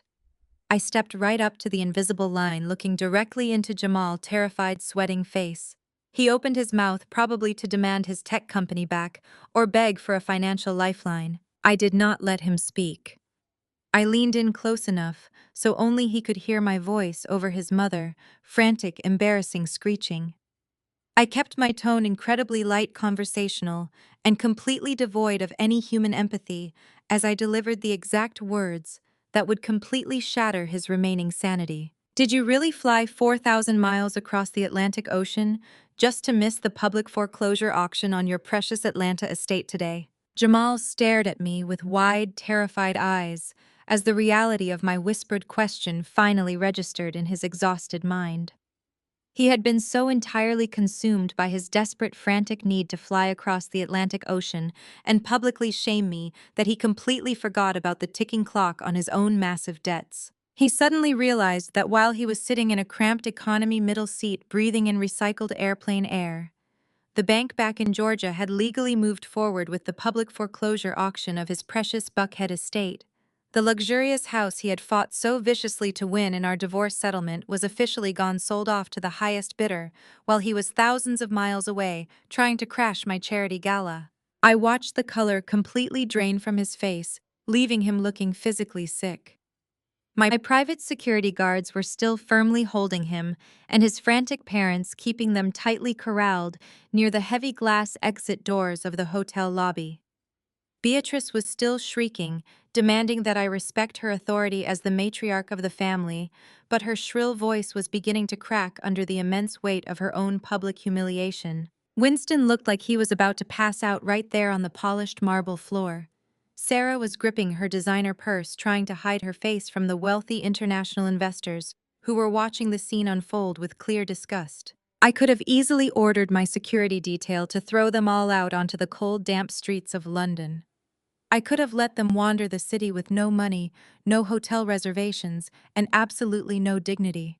But simply kicking them out into the night felt far too brief a punishment for the decade of psychological torment they had put me through. I wanted them to fully understand the absolute magnitude of my power and their complete, undeniable defeat. I gestured to the head of my security team, a massive, imposing man named Marcus. I quietly instructed him not to eject the intruders, but to instead escort them through the private side entrance of the hotel and directly into the secure underground parking garage. I told Marcus to put them in one of my armored company vehicles and drive them straight to my new European corporate headquarters, just a few miles down the road. Beatrice immediately started protesting as the guards physically guided them away, but I simply turned my back on her, adjusting my emerald green silk evening gown and gracefully returning to my gala guests. I spent another hour effortlessly charming venture capitalists and securing massive charitable donations, completely unbothered by the fact that my former in-laws were currently sitting in the back of an armored transport vehicle. When the charity event concluded, I stepped into my own private luxury car and took the short, smooth ride to my corporate building. My new headquarters was a towering structure of glass and steel dominating the London skyline, a physical manifestation of the immense financial empire I had quietly built. I took the private executive elevator straight to the top floor, where my massive glass-walled boardroom overlooked the glittering city lights. When the heavy double doors opened, I found my ex-family sitting around the expansive polished mahogany conference table. They looked incredibly small and pathetic sitting in those heavy ergonomic leather chairs. But despite their wrinkled clothes, their deeply bloodshot eyes, and their obvious exhaustion, their toxic arrogance remained entirely intact. The moment I walked into the room, Beatrice immediately slammed her hands down on the mahogany table. She aggressively demanded that I stop playing these ridiculous corporate games and transfer their money back into their Atlanta accounts. Jamal stood up, puffing out his chest in a desperate, pathetic attempt to look intimidating. He arrogantly demanded that I return his tech company and restore his executive portal access, claiming that I had illegally hijacked his business out of pure bitter spite. I did not raise my voice or offer them a single polite pleasantry. I slowly walked over to the head of the conference table and took my seat in the high-backed leather executive chair. I placed my secure tablet on the smooth wood surface and looked at them with an expression of profound, icy indifference. I let them rant and rave for a few more minutes, watching them exhaust themselves with their own loud, entitled delusions. When Jamal finally ran out of breath, demanding his dignity back, I simply pressed a single digital button on my tablet screen. The heavy motorized blackout blinds silently descended over the floor-to-ceiling glass walls, plunging the massive boardroom into darkness.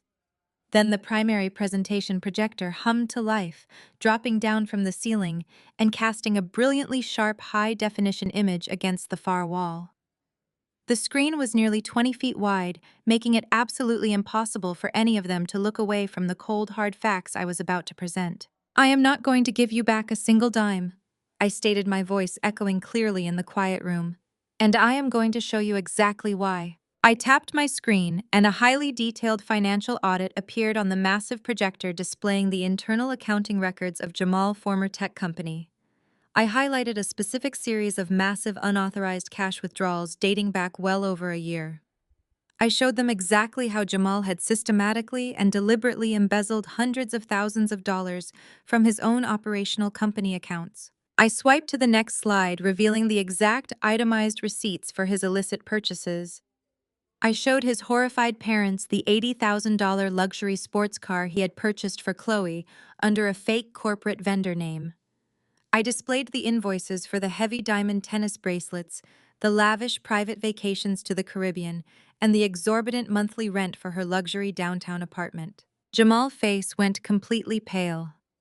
He swallowed hard, trying to stammer out an excuse, claiming those were legitimate business marketing expenses. I cut him off completely. I explained the brutal legal reality of his foolish actions. I told him that buying diamond necklaces and luxury cars for a 26-year-old mistress using marital corporate funds was not just simple adultery.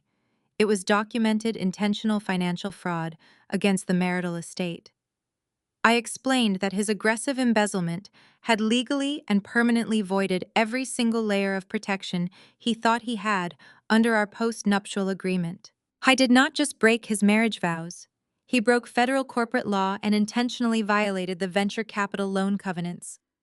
He had literally handed me the legal authority to seize his entire empire because he was too arrogant and too busy sleeping with Chloe to realize he was dismantling his own safety net. Before Jamal could even process the fact that he was officially guilty of corporate embezzlement, I tapped my screen again. The projector shifted to display a massive stack of official government documents bearing the seal of the Internal Revenue Service. Winston let out a sharp gasp, sinking lower into his leather chair as his massive unpaid tax liens were broadcast on the 20-foot screen.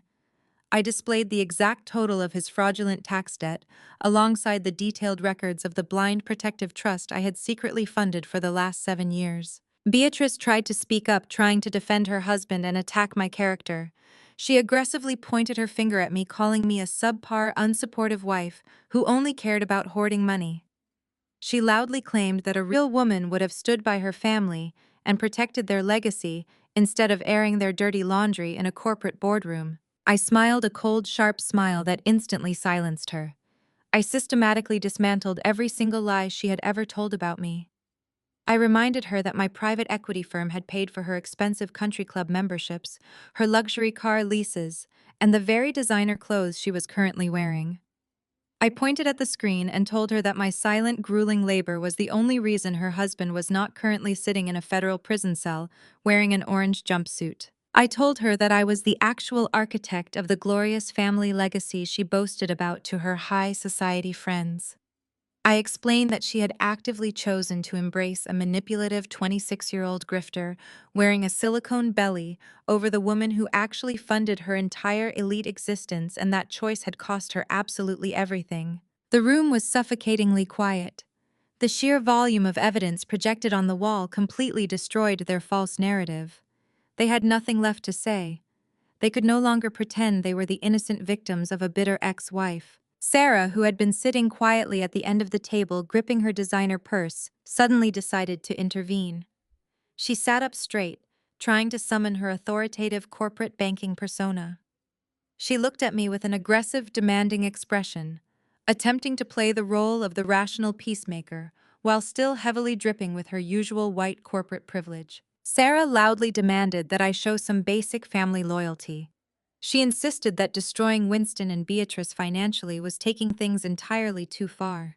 She pleaded for mercy specifically for the sake of her husband Caleb, claiming that Caleb had nothing to do with Jamal infidelity or Winston tax evasion. She tried to bully me, insisting that if I did not release the holds on the family assets, she would ensure I was permanently blacklisted from every major financial institution in the United States and Europe. I simply stared at her, listening to her desperate, empty threats.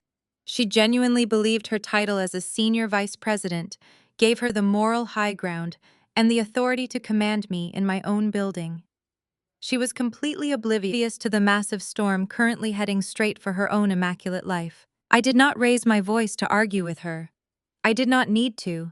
I smoothly reached into my designer leather bag and pulled out a thick, heavy manila folder. I placed it onto the polished mahogany table and gave it a firm, deliberate push. The folder slid effortlessly across the long, smooth surface, stopping directly in front of Sarah, shaking hands. I leaned back in my high leather chair, lacing my fingers together, resting them on the table, and looked her dead in the eye with a perfectly calm, deeply satisfied smile. You might want to look at what your husband has been doing with your banking credentials. Sarah stared at the thick manila folder resting on the polished mahogany table. Her perfectly manicured fingers hesitated for a fraction of a second before she flipped the heavy cardstock cover open. She expected to see fabricated corporate nonsense, or perhaps an empty threat. Instead, her eyes locked onto a stack of highly classified internal banking logs, printed directly from her own financial institution's secure servers. I watched her face carefully as she flipped through the pages. The color rapidly drained from her cheeks, replacing her aggressive corporate arrogance with sheer, unadulterated terror. Caleb had always been the quiet brother, the one who let Jamal take all the spotlight while he lived comfortably in his shadow. But Caleb had a massive, exceptionally toxic secret. He had a crippling offshore gambling addiction and a complete lack of personal funds to support it. So he did what any entitled man in that family would do. He stole from a successful woman.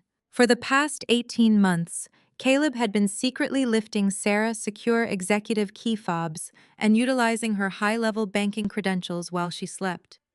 He had bypassed the primary dual authentication security measures of her international corporate bank to secretly funnel hundreds of thousands of dollars to illegal overseas gambling syndicates. He did not just max out their joint credit cards. He committed aggressive, systematic federal wire fraud, and he did it leaving a massive digital footprint that pointed directly to his wife's administrative profile. Sarah's hands began to shake so violently that the crisp printed pages rattled against the conference table. She looked at the transaction dates, the IP addresses, traced directly to their shared home network, and the specific offshore routing numbers. She realized instantly that if the automated banking authorities or federal regulators discovered these specific transfers, she would not just be fired and stripped of her prestigious senior vice president title. She would be indicted for international financial crimes, and she would be facing serious time in a federal penitentiary. Caleb shifted uncomfortably in his leather chair, clearly oblivious to the exact contents of the folder but acutely aware that his wife was currently hyperventilating. He reached out to touch her arm, asking her what was wrong. Sarah aggressively slapped his hand away with such force that the sharp sound echoed loudly in the quiet glass-walled boardroom. She stood up so abruptly that her heavy leather executive chair rolled backward and slammed against the window. "You stole my credentials!" Sarah shrieked, her voice completely shattering. "You logged into my private corporate network and wired money to illegal betting sites using my administrative bypass codes. Do you have any idea what you have done? You have completely destroyed my life." Caleb's face went entirely pale. He immediately started stammering, raising his hands in a pathetic defensive gesture. He tried to deny it, claiming the documents were fabricated and that I was just trying to turn them against each other to ruin the family. He looked desperately at his mother, pleading for Beatrice to intervene and save him. Beatrice, ever the image-obsessed matriarch, tried to stand up and placate her furious daughter-in-law. She held her hands out in a calming motion, speaking in that sickly sweet country club tone she always used to smooth over her son's horrific behavior. She told Sarah to lower her voice and calm down, insisting that they were a strong, united family, and that they could simply hire the best lawyers to handle this minor misunderstanding quietly behind closed doors. Sarah turned on Beatrice like a cornered wild animal. The polite, refined banking executive persona evaporated entirely. She screamed at Beatrice, telling her to shut her mouth. She yelled that there was absolutely no handling this quietly because it was highly documented federal wire fraud. Sarah explicitly detailed how Caleb had weaponized her hard-earned career to fund his pathetic addiction, all while Beatrice enabled his entitled behavior. "You raised two absolute monsters!" Sarah yelled, her voice raw and breaking with hysterical panic. "You let Jamal parade his fake pregnant mistress around town, and you let Caleb turn me into an unwitting federal criminal. Your entire family is toxic, and I am done protecting you. I am done risking my neck to save people who do nothing but leech off the success of the women they marry." Sarah reached down and aggressively grabbed her left hand. She yanked her massive, expensive diamond wedding ring off her finger. She did not hand it back to Caleb. She hurled the heavy piece of jewelry directly at his chest.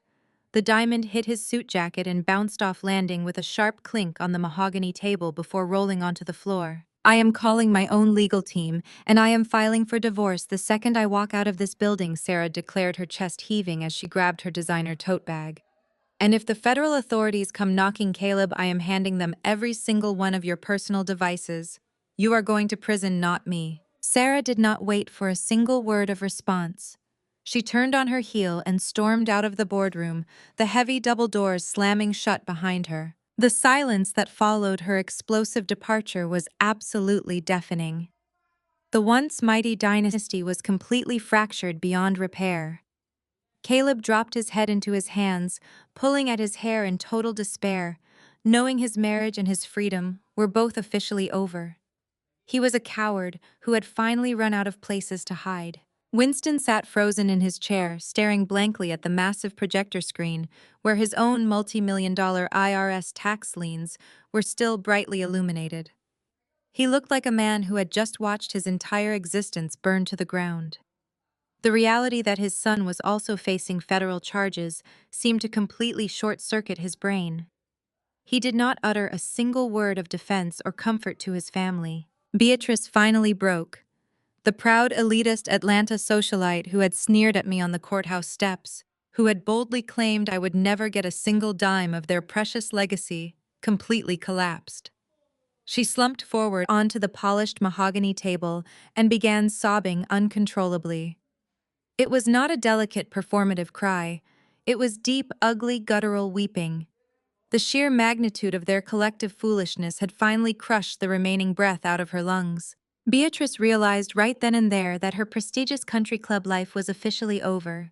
She was going to lose her sprawling estate. She was going to lose her wealthy friends. Her husband was facing imminent federal tax evasion charges, and her youngest son was likely going to federal prison for wire fraud.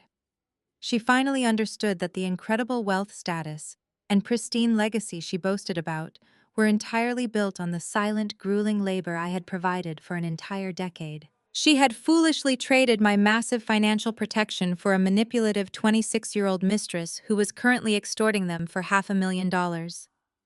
She had thrown away the only person capable of holding her arrogant family together. I sat quietly in my high-backed leather chair, observing the absolute wreckage of their lives, with an expression of profound, icy calm.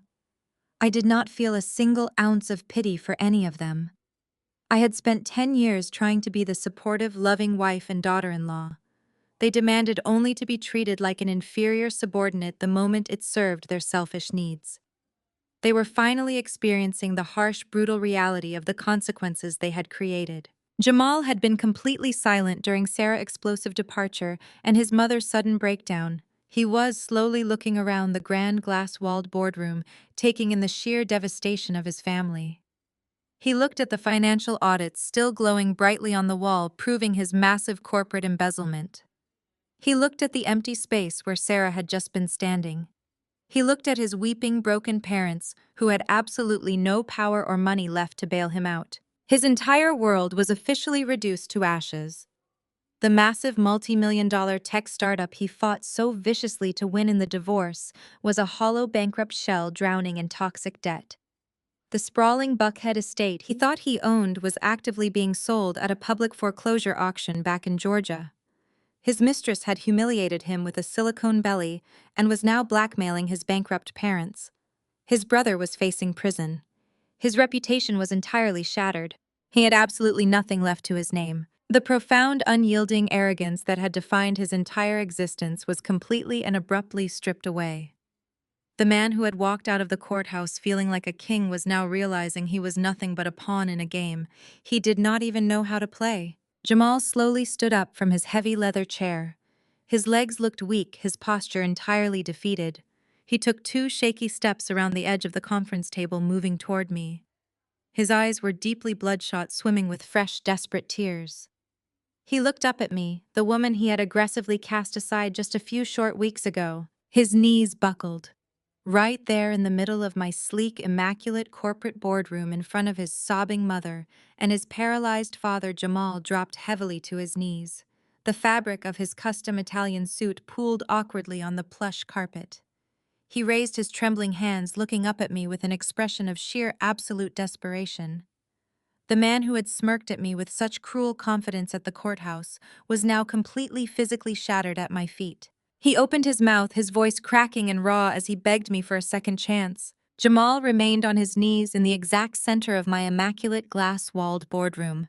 The thick, plush corporate carpet seemed to swallow the fabric of his ruined custom Italian suit. He was no longer the arrogant, untouchable tech founder who had smirked at me across the wooden tables of the Fulton County Courthouse just a few short weeks ago. He was completely stripped of his unearned confidence and his toxic masculine pride. The heavy silence in the room was absolute, broken only by the quiet, pathetic sound of his ragged, uneven breathing. Beatrice and Winston sat frozen in their heavy leather executive chairs, watching their golden son debase himself. They had spent their entire lives grooming him to be a ruthless patriarch who demanded absolute submission from women, but now they were forced to watch him grovel at the feet of the very black woman they had aggressively tried to destroy. He looked up at me, and the sheer desperation swimming in his deeply bloodshot eyes was almost fascinating to observe. The tears spilled over his lower lashes, tracking slowly down his cheeks and dripping onto his expensive silk tie. He raised his trembling hands toward me, his palms open in a gesture of total, complete surrender. He opened his mouth and the words tumbled out of him in a rushed, chaotic stream of pathetic excuses and hollow apologies. He begged me to listen to him. He pleaded with me to look past the last 6 months of utter disrespect and remember the 10 years we had spent building our lives together. He told me that his entire life was completely meaningless without me by his side to guide him and properly support his grandiose dreams. Jamal's voice cracked horribly as he tried to aggressively shift the blame for his catastrophic downfall onto anyone else but himself. He pointed a shaking finger toward the empty chair where Sarah had been sitting and then gestured wildly toward his weeping, horrified mother. He told me that he had been crushed under the immense toxic weight of his parents' elitist expectations. He cried that Beatrice and Winston had constantly pressured him to find a traditional submissive woman who would cater to his every single whim and produce a strong male heir to properly secure their fragile family legacy. He claimed that Chloe was nothing but a terrible manufactured mistake, a temporary lapse in judgment born out of his own deep-seated insecurities and his desperate fundamental need to appease his domineering mother. He swore to me that he never actually loved the 26-year-old mistress who had just humiliated him in front of Atlanta high society with a fake silicone pregnancy. He did not stop there. Desperation made him incredibly reckless, and he began to weaponize our children in a final pathetic attempt to manipulate my maternal instincts. He dragged Malik and Zuri into his frantic monologue, promising me that he would immediately become the dedicated present father they truly deserved. He swore on his own life that he would never miss another soccer game or dance recital. He begged for a second chance to rebuild our family unit, loudly claiming that children absolutely needed their biological father in the home to properly thrive. He promised to cancel his exclusive country club memberships, sell his remaining luxury sports cars, and dedicate every waking moment of his miserable life to proving his absolute loyalty to me. He asked me to release the frozen corporate funds and restore his tech company, not for his own selfish ego, but so he could properly provide for our beautiful children. I sat perfectly still in my high-backed leather executive chair, listening to his frantic, breathless sobbing. I did not interrupt him. I let him speak until his voice grew completely hoarse, and his desperate promises echoed hollowly against the thick glass walls of the massive boardroom. A year ago, or even 6 months ago, seeing the man I loved weeping on the floor might have completely shattered my heart. I might have felt a sudden, overwhelming surge of compassion, or at the very least, a blinding flash of vindictive, explosive anger. But as I looked down at Jamal kneeling on my corporate carpet, I realized something incredibly profound. I felt absolutely nothing. The deep burning rage that had fueled my meticulous financial retaliation was entirely gone. In its place was a vast quiet ocean of pure unadulterated indifference. I slowly unlaced my fingers and placed my hands flat on the smooth, cool surface of the polished mahogany conference table. I leaned forward slightly, ensuring that my posture remained perfectly composed and entirely relaxed.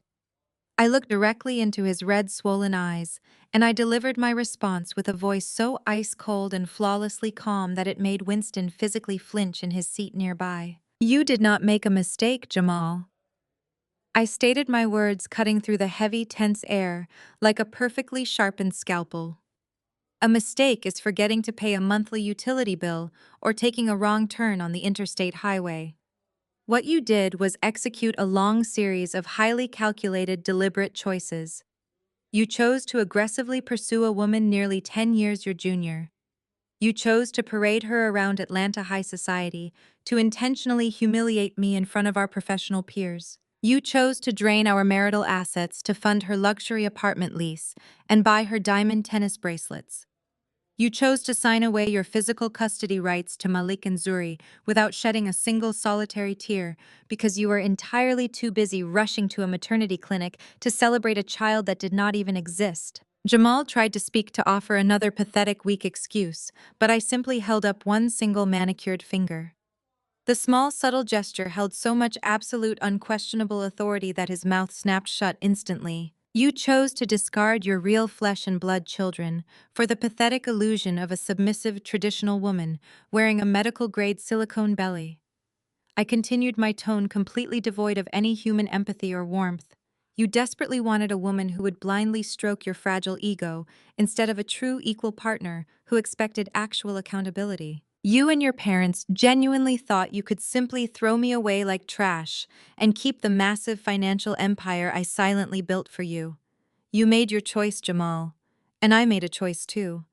My choice was to completely dismantle your unearned kingdom and officially protect my children from the profound generational toxicity of your bloodline. Beatrice let out a small, pathetic whimper from her seat, finally understanding that there was absolutely no mercy left in this room.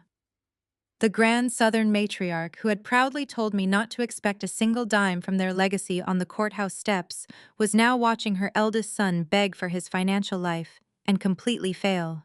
Her beloved golden son was morally and financially bankrupt, and she was directly responsible for actively feeding the massive fragile ego that led to his ultimate total destruction. Jamal reached out tentatively, trying to place his shaking hand on the edge of the polished mahogany table, attempting to bridge the physical and emotional distance between us.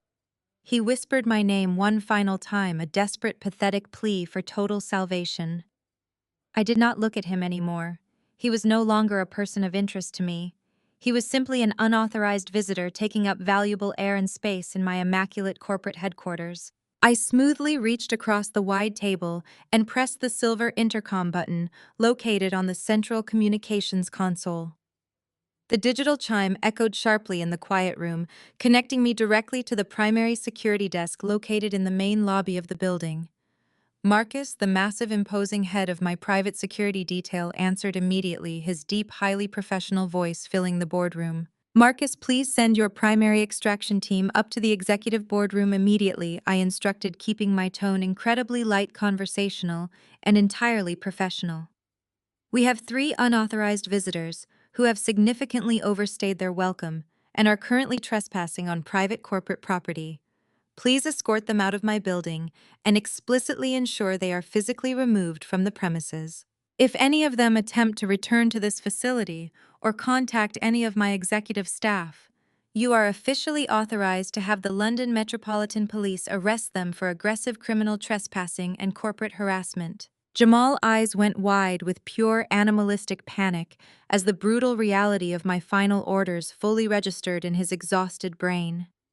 He tried to scramble to his feet, his expensive leather dress shoes slipping clumsily against the plush carpet. He started screaming that I could not do this to him, that we were a family, and that I owed him a fair chance to make things right. Beatrice began to weep louder, clutching Winston's arm as the heavy double doors of the boardroom swung open. 4 massive, highly trained security operatives marched into the room, moving with swift, terrifying, tactical precision. They did not hesitate or offer any polite verbal warnings. 2 of the guards aggressively grabbed Jamal by his upper arms, physically lifting him off the floor and completely restraining him. The other 2 operatives moved swiftly toward Beatrice and Winston, silently forcing the ruined older couple out of their comfortable leather chairs and steering them toward the exit. I did not stay to watch them get dragged out into the hallway. I simply stood up from my executive chair, smoothed the elegant fabric of my emerald green silk evening gown, and picked up my secure digital tablet. I turned my back on the entire pathetic, chaotic scene. As I walked gracefully toward my private connecting office, I could hear Jamal desperately screaming my name over and over again, his voice echoing down the pristine corporate hallway. The sound grew fainter and more pathetic with each step I took, until the heavy soundproof door of my private office clicked securely shut behind me, leaving me in absolute perfect total peace. 6 months later, the crisp, cool air of London felt like an absolute luxury against my skin. The intense, suffocating humidity of Atlanta, Georgia, was nothing more than a distant, fading memory. I was strolling casually along the wide paved pathways of Hyde Park, watching the vibrant autumn leaves slowly drift down from the massive oak trees.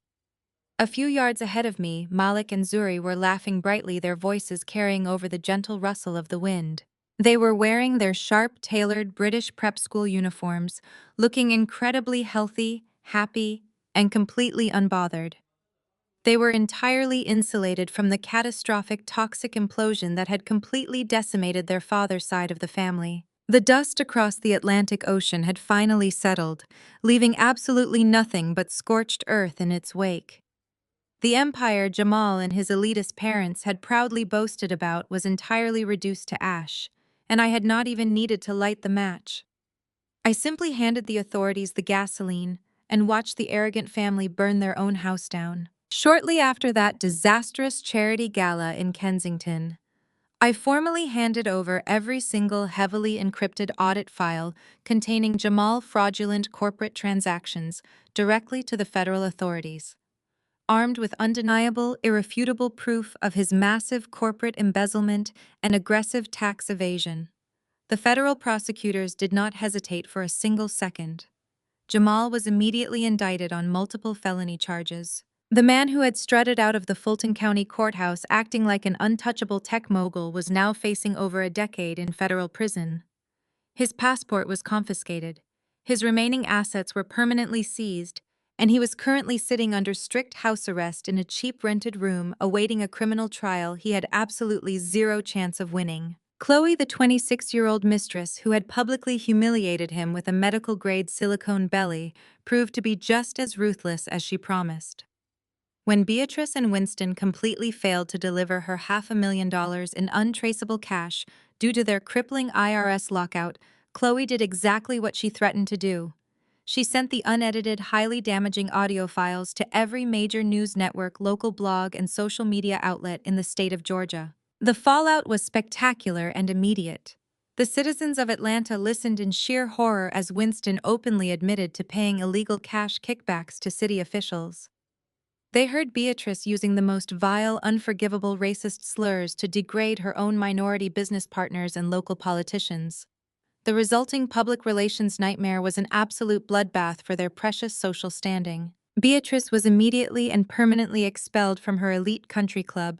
The prestigious charity boards she valued more than her own children publicly denounced her and stripped her name from their donor walls. Winston commercial real estate licenses were revoked pending a massive federal corruption probe. Because the IRS had locked down all their financial accounts to cover the 7-year-old tax evasion debt I had previously shielded them from, they lost their sprawling Buckhead estate entirely. The bank foreclosed on the property, forcing Winston and Beatrice to pack whatever meager belongings they could carry. The grand Southern matriarch and the powerful patriarch were forced to downsize to a tiny run-down one-bedroom apartment in a forgotten rural town, miles away from the city where absolutely no one knew their names and no one cared about their shattered legacy. Caleb and Sarah met a similarly destructive fate. True to her word, Sarah had aggressively marched out of my London corporate boardroom, filed for an immediate ruthless divorce, and handed every single one of Caleb's personal devices over to the federal banking regulators. She threw her husband entirely under the bus to save her own skin.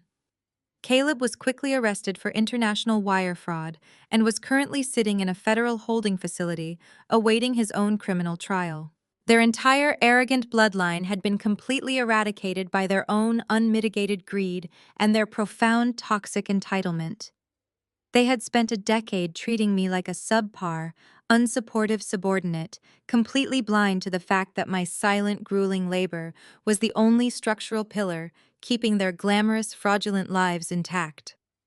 When they finally pushed me too far, I simply removed my protection and let the brutal reality of their choices crush them into dust. I took a deep, refreshing breath of the crisp London air, pulling my tailored designer trench coat a little tighter around my shoulders.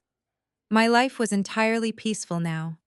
My private equity firm had officially tripled in total market value, following the highly aggressive and flawlessly executed acquisition of the European banking division. I was no longer just a wealthy private investor. I was widely recognized as a formidable, ruthless global financial titan. I had completely secured generational wealth for my children, ensuring that Malik and Zuri would never have to rely on anyone else for their security or their success. As we approached a small, bustling vendor cart near the edge of the park, my personal smartphone vibrated softly inside my leather handbag. I paused on the paved path, unzipping the bag and pulling out the sleek device. The bright screen illuminated, displaying a priority Google alert I had set up months ago. I tapped the notification, opening a breaking news article published by a prominent Atlanta business journal. The headline was incredibly simple but profoundly satisfying. The massive, sleek commercial glass building that had once served as the primary headquarters for Jamal Tech's startup had been placed on the public auction block this morning. The building where he had proudly parked his luxury sports cars and hosted his lavish expansion parties had been sold off to the highest bidder to satisfy his remaining toxic corporate debts. The article detailed that the winning bid belonged to an anonymous international private equity holding company. The journalist noted that construction crews were already on site actively dismantling Jamal's old corporate signage and preparing to install a massive new logo right over the main entrance. I stared at the high-resolution photograph attached to the article showing the heavy metal letters of his ruined company being ripped down from the glass facade. I knew exactly what logo the construction crews were preparing to install because my chief operations officer had ordered the custom signage yesterday. It was the logo of my own global conglomerate. I had legally purchased the very building where my ex-husband used to play pretend CEO. I did not laugh or gloat. I did not feel the need to call Jamal and rub this ultimate final victory in his face. I simply felt a deep, quiet sense of absolute perfect closure. The Grandmaster chess match was officially over, and there was absolutely no one left on the other side of the board to challenge me. I powered down the smartphone, completely tossing it carelessly back into my designer handbag. I did not need to read any more articles about the pathetic ruins of my ex-husband life. I looked up and saw Malik and Zuri waving at me eagerly, pointing at the colorful ice cream vendor cart ahead. I smiled a genuine, warm, completely unburdened smile. I walked gracefully toward my beautiful children, ready to buy them whatever they wanted. I was no longer the unappreciated wife. I was no longer the family scapegoat expected to silently absorb their toxic abuse to keep the peace.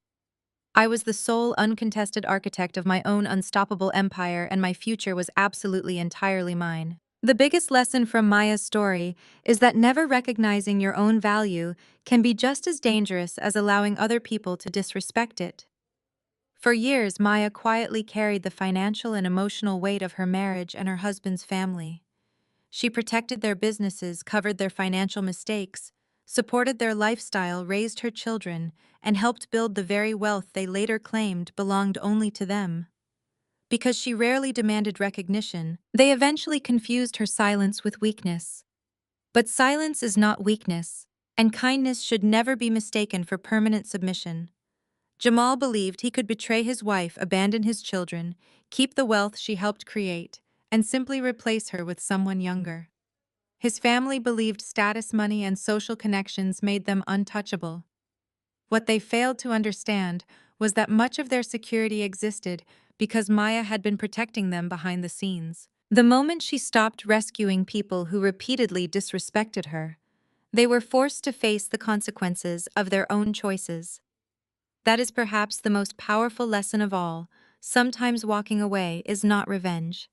Sometimes it is simply refusing to continue paying the price for someone else's bad decisions. Maya did not need Jamal to recognize her worth before she could move forward.